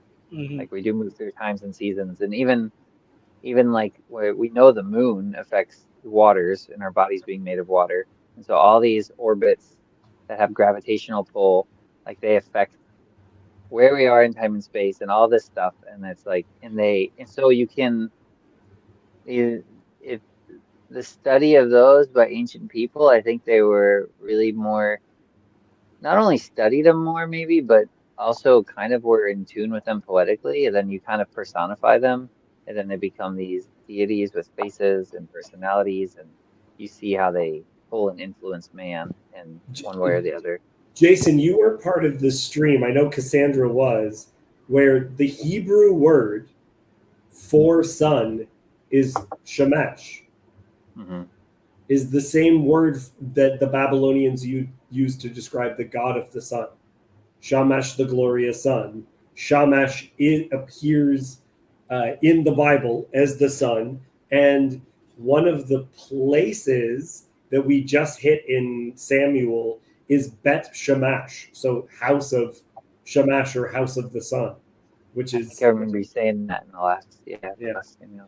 Yeah, it's Yeah. like I had shared a video with David, it, where they found out they found an inscription somewhere near Nineveh with like dates, and it talked about like when they attacked the king of Israel, and they had the king of Israel's name, and then they just calculate a little bit back from that, and we can figure out when all this astronomical stuff happens, and basically figure out that like when Jonah shows up to Nineveh and he gives his message, there was like a full eclipse right there over the thing. So, these people are like worshiping sun gods and things like that. And then this prophet comes and gives this message. And then it's like they see their God get covered up, and the sky goes black and the whole city repents. So it's like, Yeah. but what does that mean? That means God orchestrated all that all the way back at the beginning. And then Jonah fighting and trying to not get there, and God's like, "Nope, I'm going to put you there. You're gonna be there at that moment," and it all happened. So, yeah. So I think one of this, Jason, when you were talking before, and I think this was connected a little bit with something Michael was saying as well. I was thinking you could read the Epic of Gilgamesh as like a Nephilim trying to redeem himself, like trying. Like, what do I do? How do I live forever? How do I make it back? Kind of a thing, like a fallen angel trying to figure it out. I'd watch that movie. That sounds like an okay movie to me. I glitched out for a second. Yeah, last thing I heard was you could read the Gilgamesh as like a Nephilim trying to redeem himself. Yeah, doesn't that sound like a movie you'd watch? That sounds really good. Yeah, I would definitely watch that. Yeah, yeah. What was it? I mean, I loved that Noah movie with Russell Crowe. That was great too. I feel like it had good scenes. I'll give it that. I need to rewatch it. What do you think the title of the movie would be? I don't know, man. I mean, I actually just want a faithful retelling of the Epic of Gilgamesh because I think they've made like one or two versions and they're just awful. I wonder what name you could give it that would sound like super epic. Like the Epic of Gilgamesh sounds pretty epic. Yeah, but like hey, Hollywood. Your brother? That's my brother. Whatever I would like to say before he mentions anything else that I don't associate with anything. I don't agree with anything he's about to say. Is he older or younger? He is older. How many siblings do you have, by the way? I'm curious. I have an older brother and a younger sister. Okay. And I think my brother is very bored because he's not a Christian. Is he Hindu? No. We were raised atheist Catholic. Who knows what he is? Michael, you can tell us what you are if you define. How does he feel about Shamash? The Nephilim. The glorious son. Yeah. Yeah. Does Shamash hate sunscreen? Are there more atheist Catholics or atheist Jews? That is a good question. Well, there's per capita, way more Catholics, so I know, I'd say but I mean probably per capita relative to the population. Like compared to the Jewish population, how many are atheists compared to the technically Catholic population who are atheists? Yeah. I would say about one of the things that I want is just if you listen to the audiobook, it is as long as a movie. Just do exactly what's there and just give me visuals along with exactly what the text is. Yeah, and have it done by Sargon of Akkad. Did you listen? Did you listen to the audiobook, Kurt? Is that what you're No, telling me? no. I'm going. But I'm going. I'm that would going be to. fitting. Yes. No, he did. It is Carl Benjamin doing the. I'm going to share a gift that my wife gave me, which is my wife gave me a chess set that is the Epic of Gilgamesh. No way. That's So cool. these are the pawns look like the tablets. This is what the tablets look like. Some of them that they found. Here's the Bull of Heaven. Oh, hi, Bull of Heaven. Look at that. That's so cool. Is that the horse? Yeah, yeah, those like cherub things that they find That's in supposed to be Babel. tonight. Yeah. Here's Gilgamesh with his lion. That's the king. Is it Enkidu the Queen? I wanted Enkidu to be the queen, but no, he's the castle. They made him the castle. Oh, okay. You mean Who's the the rock? queen? Is it Ishtar? Yeah, they made Ishtar. So this Ah, also you gotta make. She's the queen of heaven. You gotta make her the queen. I guess. yeah. And then what's this last one? And then Humbaba they did is like a weird dragon creature. Humbaba's the bishop. Yeah, Humbaba's the bishop. That's interesting. How much was I that? disagree with this decision. It's funny to have How things much to did be that like. cost? I don't know. I have not seen, but my wife That must got me be this. And a I was small just like, this is fortune. incredible. That looks like a small fortune. Yeah, it was given to me for my birthday, so I have no idea how much it cost. But as a result, I got a little. I have 2 Gilgamesh statues holding his kitty cat. Nice. That's good. Do you kiss him at night before you go to bed? Do you want demons, Jason? Seriously, you keep on pushing it with your No, he fairies. makes Enkidu and he Only makes because we're streaming on Jacob's channel. he makes Gilgamesh and Enkidu kiss at night. That's what he does. Just Oh yeah. Don't kiss Ishtar. We know what happens to all her lovers. Good night, Gilgamesh.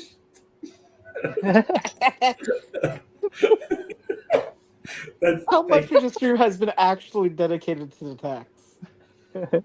I think a good amount. Yeah, Connie makes a very good point. I do have mixed feelings because as a result, I kind of own idols. I guess I kind of do.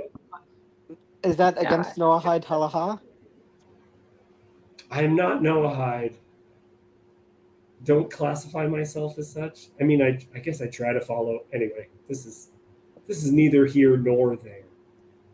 Oh, shots fired. Just kidding. It's okay. The queens, they just turned into Mary at some point.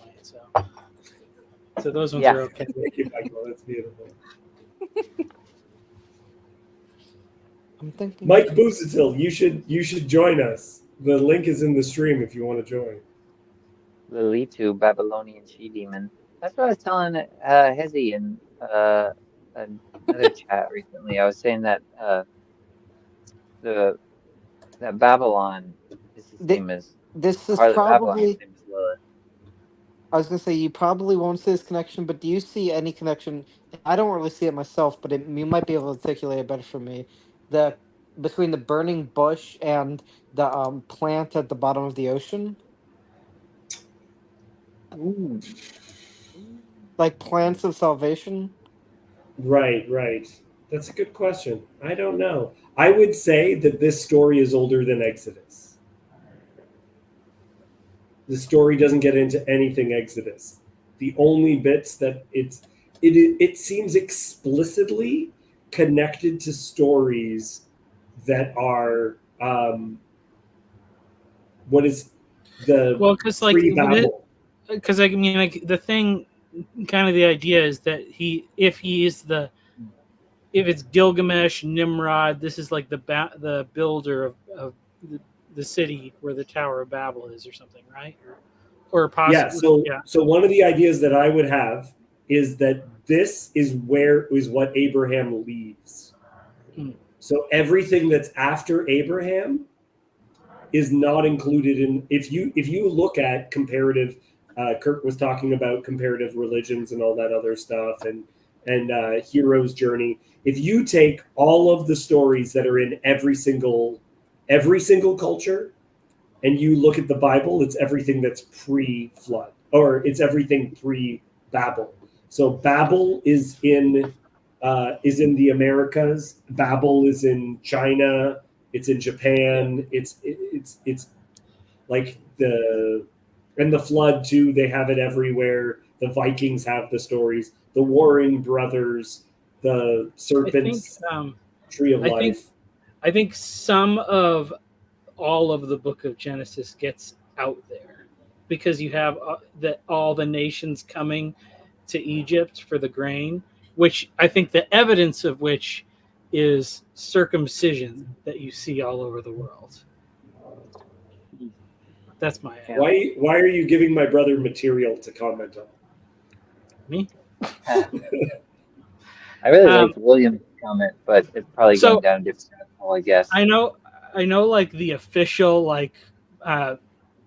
official story is like, Abraham had the full Torah and all that stuff and spoke perfect Hebrew, but like he probably spoke like Akkadian or something or whatever this is right. So I wonder even if there is like, because I guess whatever it is, whenever they transported all those cuneiform tablets and they just like threw them in a box and put them on a truck and they all broke, and now it's like this super long process where they're trying to convince people to get to learn cuneiform to piece the shards together that broke when the archaeologists did a bad job or whatever. Like, I wonder if there's a Genesis in there somewhere, because it's like boxes and boxes. So boxes one of the things I believe occurs is that I don't think Genesis is in its final form until it's written down by Moses, because Moses writes it in a particular way that uses Egyptian loanwords. The narrator passage. Oh yeah, but possibly there could be a Genesis 1 to 11, I think, or something. Right. But because that's what I definitely mean is, yeah. I don't think the version of Hebrew exists at Babel. Right. I'm sorry to say it. I know. Yeah. Because we have found more archaic versions of language. Mm-hmm. So I think Moses is using what he has, and what he has is Hebrew with some Egyptian loanwords. The Torah has more Egyptian loanwords than the rest of the Hebrew Bible. It's clearly written by someone who knows Egyptian. But because when you get to that, like, so till chapter 11, with the genealogies there or whatever, right. It's like clearly it's like a different written portion, and so that seems like that's the thing Abraham had. So like maybe he had his little tablet that he took with him or whatever with that on it or something. It's definitely it would be neat if they found something like that. But I want to say to Caspian, Job uses a lot of Hebrew poetry and poetic form. For me, I didn't get far enough into Hebrew that I would be able to distinguish the age of Job's Hebrew. I've heard it's older, but I don't know if that's true. Does anyone have anything else to say before we go away? Not much. Before we go away? He wanted to talk about the Green Knight or something, didn't he? Oh, yeah, that's right. Jason wanted to bring up the Green Knight. There's so much in here. So first of all, I mean, before we end it, definitely, there's. I like what William said. I think Lilith is, at least there's parallels to Lilith and the harlot that seduces Enkidu. With William's comment that Lilith was Adam's first wife, and her second husband is Samael, not Samuel, Samael, which is like the god of all demons or something, like the god of death or something like that. But I think there's lots of parallels to that too, because when Enkidu curses the harlot before he dies, he basically just flat out, I mean, says this stuff in Book of Revelation. He says, you're gonna, what is it? Let me see if I can find the part. He basically prophesies over it and says, you're gonna be that harlot spirit that causes men to lust after the things of the earth. And you're gonna adorn them with precious stones and all this stuff, and the kings will lust after you, and you'll make them beautiful and all this stuff. So he's basically prophesying over harlot Babylon, like she is the harlot, which I think is the same thing as Lilith. At least that's how I've come to understand it. There's that aspect. I also thought Humbaba, there's like just so many parallels with that whole story and like the Great God Pan or the Green Knight and things like that. It's kind of like the masculine aspect of the wild or something like that. They're going to tame wilderness itself, wildness itself, is Right. Enkidu and Gilgamesh are going into the wilderness to tame wildness. And it's like, and then there's this masculine aspect that comes, because when you go into the wild, there's like a feminine aspect where it's like comforting and warm, and you can go camping and like, it's like, oh, this is my mother nature. But then there's also this aspect of nature where it's like, it just feels very masculine and like, I'm going to F you up if you come in here with the wrong spirit. And it's like, that to me seems like kind of what Humbaba is. And they just don't show any mercy to him. It's like when in the Green Knight where he kind of he's wrestling with that. It almost seems like the Green Knight is that, and Sir Gawain is kind of wrestling with that same spirit uh, of the masculine aspect of the wild, while trying to navigate the feminine aspect of it too. In that whole movie, it's just, I don't know. There seems to be a lot of parallels, but at the end, he doesn't. He does well. He kills the Green Knight in the beginning, but at the end, he doesn't. That's not the ending of the book. Yeah, the book, The Green Knight. Yeah. Did you see the same parallels? Did anybody else see that, or was it just me? I That's get kind of what the you vibe. mean. I very much get what you mean, where there's like the monster in the woods is kind of an embodiment of nature itself, right? Yeah, It's kind of if a human was more like an animal. yeah, yeah. I think so. And like, I mean, because I think there's a lot of similar stories with Pan. Like, it's like he's kind of this masculine, wild. He's the god of the shepherds, so he's the god of like the people who live in the woods, dwell in tents. They're in the wild, but then at the same time, he's absolutely terrifying. Like the word panic comes from him, which like if you have this Humbaba whose face is made of like spilled the innards of people, it's like how terrifying would that be to encounter in the woods? It's just like your whole body's turned inside out and you're paralyzed with fear. I don't know. You should look at Humbaba more depictions of him because sometimes he has a live snake for a penis. if you want to see something a little more. Enkidu, if you break that apart from it, Enkidu is man tamed. Humbaba is nature personified to be tamed.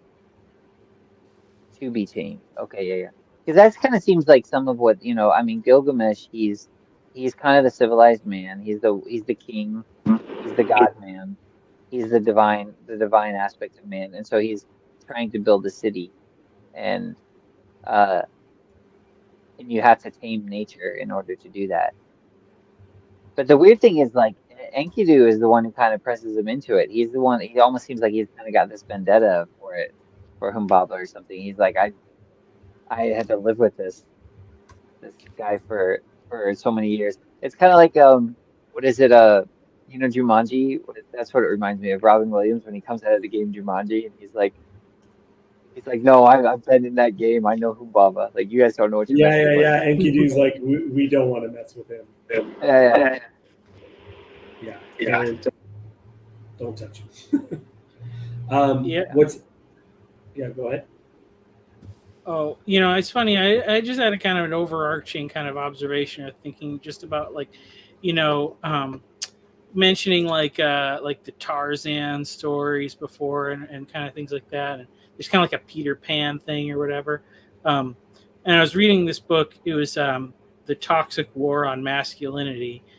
and she was talking about like after Darwinism came out, basically like that's like Tarzan was like a myth, super popular after that, and there was this whole like return to the wild, and now we kind of have all this like evolutionary psychology, and we want to always and we always like say it's like because of chimps and stuff, but it's like all the evolutionary psychology about like human sexual behavior is just telling us to act like people from the Epic of Gilgamesh and other like mythological things. So it's weird how it's literally just pre-Christian pagan culture, but we want to couch it in like the terms of like it's biology telling us to do it. So right. What did Emily just say? The Grotto of Pan is where Jesus said, "On this rock I'll build my church, and the gates of Hades shall not prevail against it." Oh, yeah, yeah. there was believed to be an entrance to Hades at that very place. They showed that in The Chosen. Wow. Do they? Yeah. It's one of the things that is now known. Yeah. Yeah, they said, I don't know. It's just interesting. I really want to listen to this story again and just keep like meditating on it, because even the whole idea of them going to slay the bull of heaven after slaying Humbaba, it's like that's, I don't know. I feel like there's just so much that can be mined out of that whole idea as well. And when Ishtar comes over and is upset with them, Enkidu rips out the thigh of the bull and slaps her in the face with it. I was just like, whoa, okay. All right, buddy. Yeah, MGTOW. You mentioned something about Ishtar earlier too, and you said the goddess of love, and that what were you saying, that like she always kind of has to betray her lovers in order to find more loveliness? So there's like that? Yeah, it's that there's an image of like romantic love is fleeting, that you just keep on going after another woman. So Ishtar is the goddess of love, but she's a slut, right? She's also the goddess of war too, right? Doesn't it say that at the beginning? And the prologue, I thought it said something like that. She's also a slut. I get that. I'm following you. I'm tracking. Let's see. Ishtar, Our Lady of Love and War, is what it said in the prologue. But anyways, continue. Yeah. She's also a slut. That's interesting because it's funny because I was thinking about it before I read, even going to this, just from thinking about like the Genesis 6 thing, and then that Homath guy, and he had this video called Stuck, and it's about like women get stuck on their highest setting or whatever. And like he uses like the example of like the old lady from Titanic, you know, she's got a family, she's got all this life, but she's just stuck on Leonardo DiCaprio from 90 years ago or whatever, because like that was the thing. And you know, you have Gilgamesh here, and it made me just thinking like these Nephilim guys, or you know, whatever, these like sons of God, these impressive men, and then like, you know, he's with all the women before their wedding night and stuff, and like, you know, basically like ruining the dating pool or whatever for all the regular guys by you know, all their wives are putting Gilgamesh on a pedestal or whatever, like, why aren't you a real man like Gilgamesh was? And, you know. So this is his response to the goddess of love, and I think this is about how fleeting love is. Yeah. How would it go with me? Your lovers have found you like a brazier which smolders in the cold, a back door which keeps out neither squall of wind nor storm, a castle which crushes the garrison, pitch that blackens the bearer, a water skin that chafes the carrier, a stone which falls from the parapet, a battering ram turned back from the enemy, a sandal that trips the wearer. Which of your lovers did you ever love forever? What shepherd of yours has pleased you for all time? Listen to me while I tell you the tale of your lovers. There was Tammuz, the lover of your youth.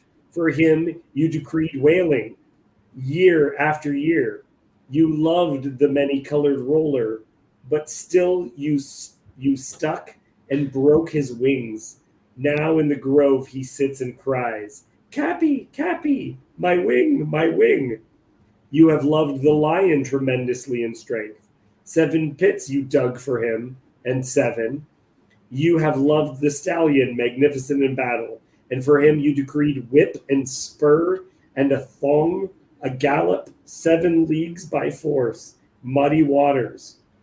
And he keeps on going on. It seems like he's got animals as some of her lovers. But either way, the idea is like she just keeps on moving on, right? That's if you follow your lust wants to move on to the next one. Can I read this too to follow up with that? Yeah, do it. And we'll see. You can tell me if it's parallel. But the chief thing that makes her beautiful is this: that although she loves no man, she loves the love of any man. And when she finds one in her power, her desire to bewitch him and gain his love, not for the sake of his love either, but that she may be conscious anew of her own beauty, through the admiration and he manifests, makes her very lovely, with a self-destructive beauty, though, for it is that which is constantly wearing her away within, till at last the decay will reach her face and her whole front, when all the lovely mask of nothing will fall to pieces, and she be vanished forever. That's great. What is that? From, of course, George MacDonald, Fantasties. And that's about Lilith specifically? No, this is not about Lilith. This is Fantasties. It's like a kind of like a wandering through fairyland. It seems to have parallels to like Bambi, I think, honestly, and the Green Knight the Green Knight movie. I don't know about the story, but I like it. I personally like it better than Lilith. I think Lilith might be more profound, but yeah, it just kind of reminded me of that when you're talking about the goddess of love who has to continually find herself lovely. And there's an interesting idea where I don't hear it talked about much in Christian circles at all. I think if anything, it's in occult circles, and I don't know that it's based around Hecate or not. I don't think it is, but there's the three aspects of women: the mother, the maiden, the crone type thing. You know what I'm talking about? And it seems like at least how we're describing Ishtar when we're talking about her right now. I don't know all of the other lore about her, but the virgin goddess, the goddess of beauty, the goddess of love, it's like she's always the maiden and always has to be the maiden. And that's at the expense of her lovers. She remains lovely. Yeah. She's got to find a new one. That's definitely like Aphrodite. That's what she's like. It's like basically she just is like, well, she's a slut, and for whoever's interested in her, like that's her favorite thing is people being interested in her and thinking she's beautiful or whatever. So it's interesting how often this overlaps with war, though, because of jealousy, right? Yeah. Which is like why I think that's with Aphrodite and what is it? Aries, Aphrodite and Aries, or Mars. Mars is the god of war, and they're always like in cahoots. But I didn't even see William Branch had already said about the Virgin Mother crone in the comments. But yeah, I have a question for the married people. Cassandra, you are you married? You're married. You have a husband, correct? Michael, I know you have a wife. Part of my experience about maturing is that like there used to be an expression where like when a man got married, like a woman, people would describe the sex act as being making a man out of you, right? I'm going to make a man out of you. What is meant by I'm going to make a man out of you is like sex and all that there would be this growth. And my personal experience is that I became a man when I became married. So living with my wife is like, can you fix this thing? It was like hanging a picture frame. And I was like, I don't know how to do that. Like my dad never taught me this hypothetically like very manly thing. So my wife gets up and she starts doing it very wrong. And I just go, okay, I don't know how to do it, but I do know how to do it better than that.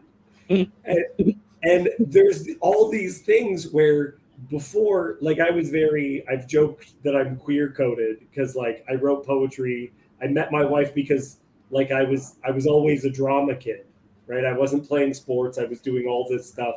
It was very, very artistic. I was emo, right? So I had the swooped hair and all that business. Yeah. And it's only once I start living with my wife that, like, now I'm responsible for killing all the mice. So I love animals, but I'm the one responsible for killing them. So now I become the stereotypical about that How kind do of you do it? What? How do you do it? Oh, Man? it's just traps. But you know, Okay. I daily check the traps. I live in an old building, so I've I killed didn't know if you hundreds of got creative with it, you know. Well, it was Yeah, funny. if you My have wife, the glue traps, you have to actually kill them, which is not. It's not Oh fun. yeah, that's rough. my Yeah. wife, my wife, when we first were dating, I was living in a place that had mice, and she wanted uh, our hardware stores sold this thing that was a humane way of capturing mice. So it's a trap where the mouse gets in and then can't get out, and then you have to walk like 100 feet away from your house and release the mouse. So we caught a mouse. We went to release it, and trying to get it out, it became so terrified of us trying to get him out of this live trap that he died of a heart attack of pure No way. terror. Oh my god. Pure terror. And my wife was just like, she's like traumatized by this, and she just goes, "It's you. You kill them. You don't let me see it." It was just like, Yeah. you be the man. And I became the man in relationship to my wife, not as a man on my own. Only in relationship to a woman do I become the man. Huh. That's why. Yeah. Yeah. That's cool. I definitely wouldn't kill rodents on my own, but I have done it for my wife. So I hear you with that one. That's why I think Wendy is the true hero of the Peter Pan story, at least in the book. Because yeah, she's that you have Pan as the child who won't grow up, and then Hook is the like adulthood. It's like childhood and versus adulthood. They're always in combat. And there is no image of a She's the woman. mother. There is no image of a woman playing video games in her father's basement, covered in Cheeto dust. That is a man who is a little Correct. boy. What is the female Cheeto equivalent dust. of what is the female equivalent of that? Ooh.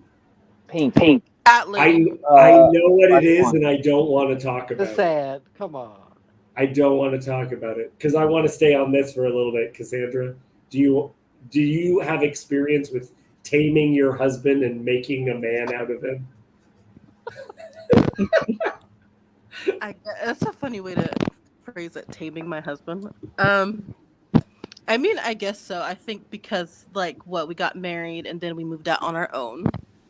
Because before that, we both just lived with our families, and so it was a big learning curve, I think, for both of us, especially for him, because now he not only did he have to work like a real job, like actually work to do the house and stuff, he also started. I mean, I guess he's always a car guy, but like he does all his own car stuff.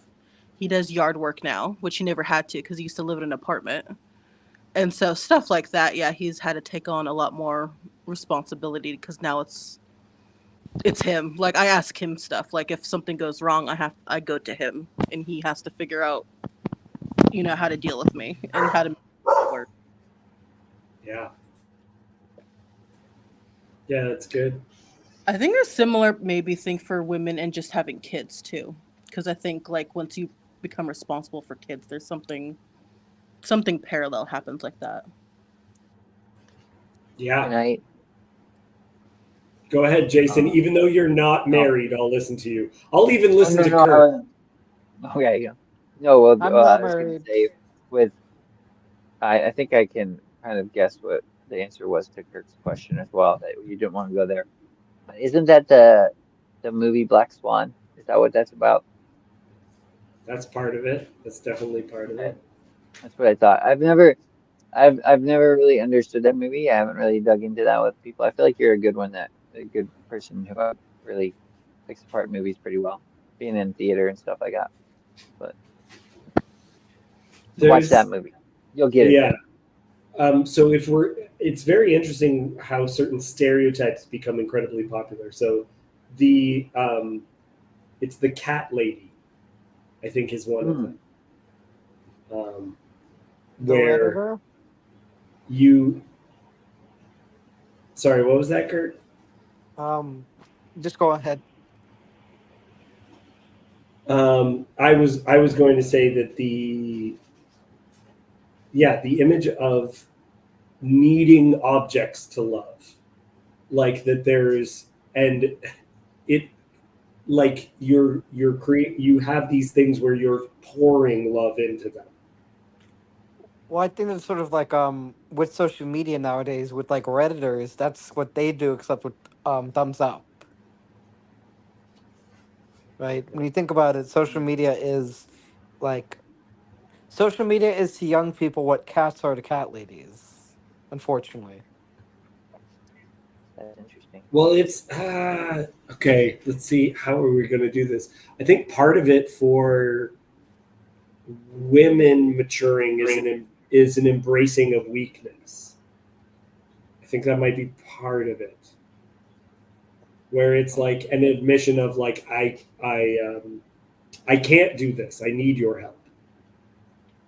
Hmm. And it seems like a maturing of men is trying to become capable, and a maturing of women is realizing you don't have to be. Is that right? You know what? Well, you know what? I think probably typically the immature woman was like Artemis, or no, like Aphrodite, like the flirt, and whatever, just attention seeking. It's interesting. So I read this book about Artemis of the Ephesians, and her whole like cult or whatever, and she was like, it's very like proto feminist. She was like the original girl boss, the independent woman who doesn't need a man. And so I think it's like it's weird because that's where you get like a cat lady, because she never met a man that was competent enough for her to look up to. So she's just on her own her whole life. So that's like kind of the model of that. But we have those simultaneous models of Artemis and Aphrodite going at the same time. I had this interaction with someone. It was so funny. There was this girl that was part of one of the theater communities that I was a part of, and she was a very, very big flirt. And she got everything she wanted through boys thinking she's pretty. Okay. So she would get rides and all these other things, like because there were guys that were just like desperate for her. And it was very, very interesting because she was just such a flirt with everyone. And I witnessed it in a conversation where she like didn't know how to interact with me because I was happily married, and I wouldn't engage with her the way that she wanted to engage. And she was just like, and just like walked away. It was just like, if you're a boy, and she would like, her interest was mostly talking to men, very few women, and didn't know how to function with a man who didn't want to objectify her. And this is a very particularly interesting time for me because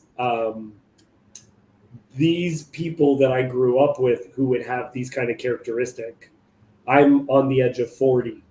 So some of these tricks are no longer as enticing for people, and they don't know what to do. And that's also fascinating. This is so. Can I ask a question to follow up to your whole point there? Yeah. There's in this thing we were just reading with Ishtar. There's right before you stop, she gets to this last one. What is it? Ishulanu? Dear Ishulanu, come here to me. Let us enjoy your manhood. Come forward and take me. I am yours. Ishulanu answered, what are you asking from me? My mother has baked and I have eaten. Why should I come to such as you for food that is tainted and rotten? For when was the screen of rushes sufficient protection from frost? But when you heard his But when you had heard his answer, you struck him. He was changed to a blind mole deep in the earth, one whose desire is always beyond his reach. Like, what is that's just so Yeah, one of her such a old weird thing. lovers is that's where it became a mole. Well, it's just like there's you describing this girl whose her interactions with the with men is to try to get them to try to woo them or try to like seduce them in some way or make her feel beautiful or something Yeah, like that. And then there's the person like you didn't really engage in that and she just didn't know what to do. But with Aphrodite, like the goddess of love, this guy says he's not gonna engage in that. And then she strikes him blind and his desire is always beyond his reach. Which is like I don't know why. I just those are one of those things that just strike me as a strange thing to say to put in a story. It's like because she's the goddess of love. As far as I know, I'm sure there's so much more around her than just that. She's the goddess of love and war, but love and war is like desire in a way. And now because he's scorned it, now he's blinded to it or something, and his desire is always beyond his reach, and he can never have it or something. I don't know. It's just a strange way to end that. I don't know. I didn't know if you had any thoughts on that. I like it. Okay. Oh, Yeah. No, I like it. Yeah, these consequences. It's very, very interesting because you think if love is deified, then obviously you'd think it's great, right? No, they're talking about it as this thing which possesses people. It's more like love, instead of love as a god means love is worshipped. There is this element, but a lot of the worshiping of gods was to make it stop. Make it stop. Right? Like make the possessing stop.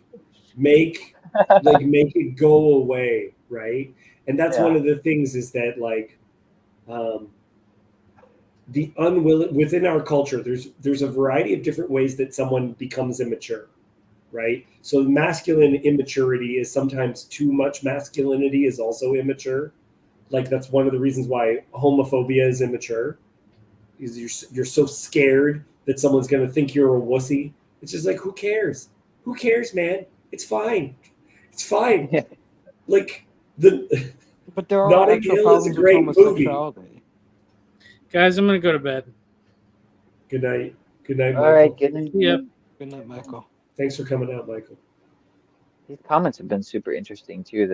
I wish like sometimes they just drop things We're in the so comments. I'm like, derailed, could you but no. expand? Could you please expand on what you're saying? Like, I don't know.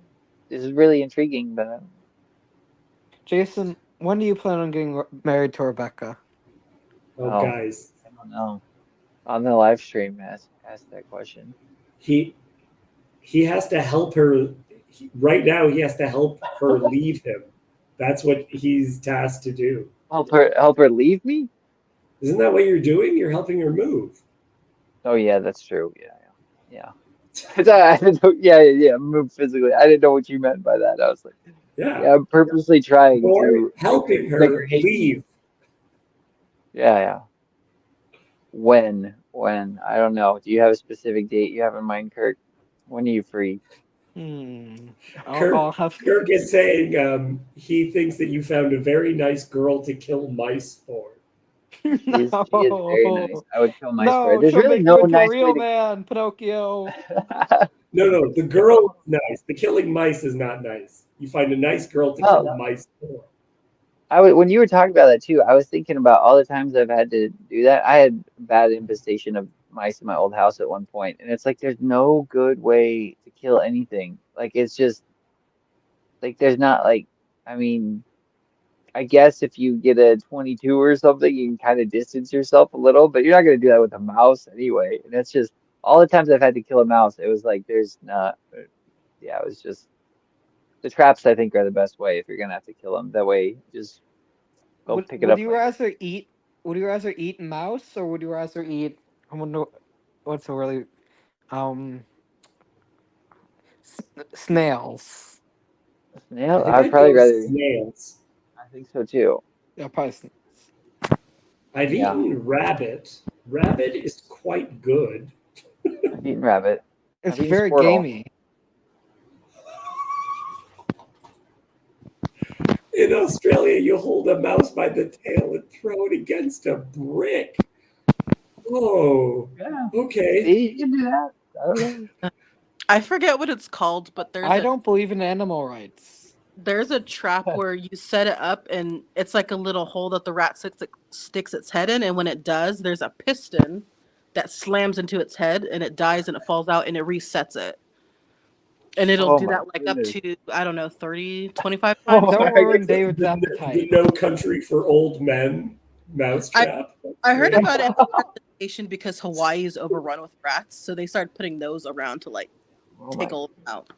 Oh yeah, because you want one. Because I've had that problem before where I like have set 5 traps and all of them were filled in one of them. By the way, sorry if just because we're about to end. Sorry earlier if you took any racist implications of me asking if you were Hindu. Was that me Oh. or Jason? I was asking you if you were Hindu, and I'm sorry if you took any racist implications. That's not what I would. Kirk, this is very important for people Or to know. sorry, your brother was Hindu. Oh, my brother's not Hindu. No, No, I asked that, and I'm sorry if you took any racist implications. I did. Kirk, these are things you don't understand. Number one, Indian people think I'm Indian, so that's fine. Number two, my brother is actually white. My brother was born with blonde hair. What? He has What? green eyes. How? He's white. My Yeah, brother's how white. is this?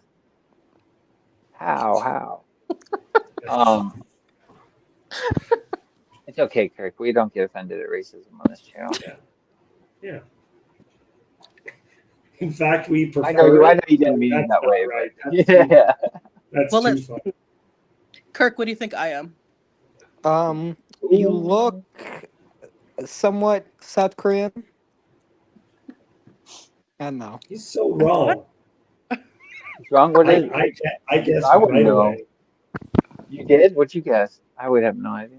I guess Filipino from the Philippines. Well, not from the Philippines. Well, From yeah. California. She's Filipina? I like that he actually said Filipina. Emily He's guessed paying- that as well. He's paying That's attention. grammatically correct. Ah. Sure. The thing with Indian people too, though, is like India is such a big country. You go to one part of India and another, and they look totally different. So There's brother? me when I had hippie long hair, and there's my white brother. Ooh, nice. You look in that picture. You sort of look like Dr. K. If you know who he is. Dr. K. I don't know who that is. This is another one of the like when you It's my told brother. Christian Baxter he looks like that. Like the old guy. Nice. I love how you show us his personal Facebook. That's fine. I don't care. Bother my brother. What do I care? How long? Look at that hippie hair. Oh, William Brandt said, on my screen, you are all midgets. He sort of looks like that dude, that blonde dude from that '70s show. Yeah, he does look a little bit like Lance Bass from NSYNC. It looks a bit like that, and oh man, so his hair is now like brown. But when he was in high school, because of the time period, he had the frosted tips, so he looked very, very much like a member of Nice. NSYNC. Did you ever have like the chunk, the blonde chunk, like the scene kid emo hair? I never Never dyed my did. hair because my hair is Never so did? black. It would take a lot of effort. Stuck with it. Yeah. I had a mohawk at one point. Required That's a cool. lot of effort because it was a big one. That's fun. Well, does anyone have anything else they want to talk about now that we talked about everything imaginable? No, I don't think so. I mean, I really think there is a lot more to talk about with the story, of course. But I think Oh, just one question. Tomorrow, what are we doing in terms of the Bible study? What chapter? I can't remember. It's whatever comes after what we were talking about last. you That's guys the. had ended at the Something beginning Samuel? of the chapter. Is that what happened? We Yeah, did I two think so. chapters. You did two chapters, and then you read like the beginning of one because you were like, you would have to read the beginning of this chapter in order to end this section. I think we're at 5. I think No, we're we at Something did like that. 5. Yeah, because you me talked with about the the. hemorrhoids, right? We did 5 because that was Dagon. And then you did 6 with the Ishmael, right? Was it? No, not Ishmael.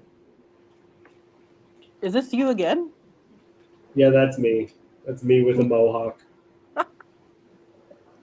Yeah, I think you started at. I think you left off at 7 verse. I think you read the first verse in 7, so you're Yeah. gonna start at So 7. we're gonna do 7 and 7 verse maybe a bit of 2. 8.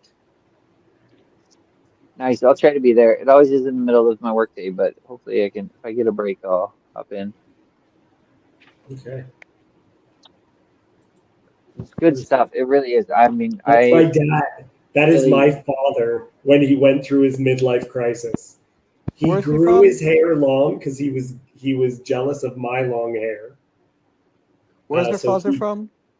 Malta. He's Maltese. So he didn't like the hair getting in his eyes, so he cut himself bangs. Oh my, Look at that did schnoz too. Look at that yeah, nose. that's a good schnoz. Very good schnoz. Does your older brother have the same father? Yes. Yeah. Oh, It's yeah, just that's my mom's white. My mom is Irish, Scottish, German, British. So I have the exact same. Like I have a tiny nose. I don't have a what is called a Roman nose. I don't have it. Roman nose. He got called Cheech so many times. People, my dad got called Cheech all the time. That was like, yeah. Anyway, I great. could have sworn you were Indian for a while. I know. Well, like especially right now, I think I look particularly Indian, but that's because it's also the summer and I get a bit of a tan. Anyway, That's cool. that's all. Okay, Show's over, good. folks. Goodbye. Show's over. Good night, everyone.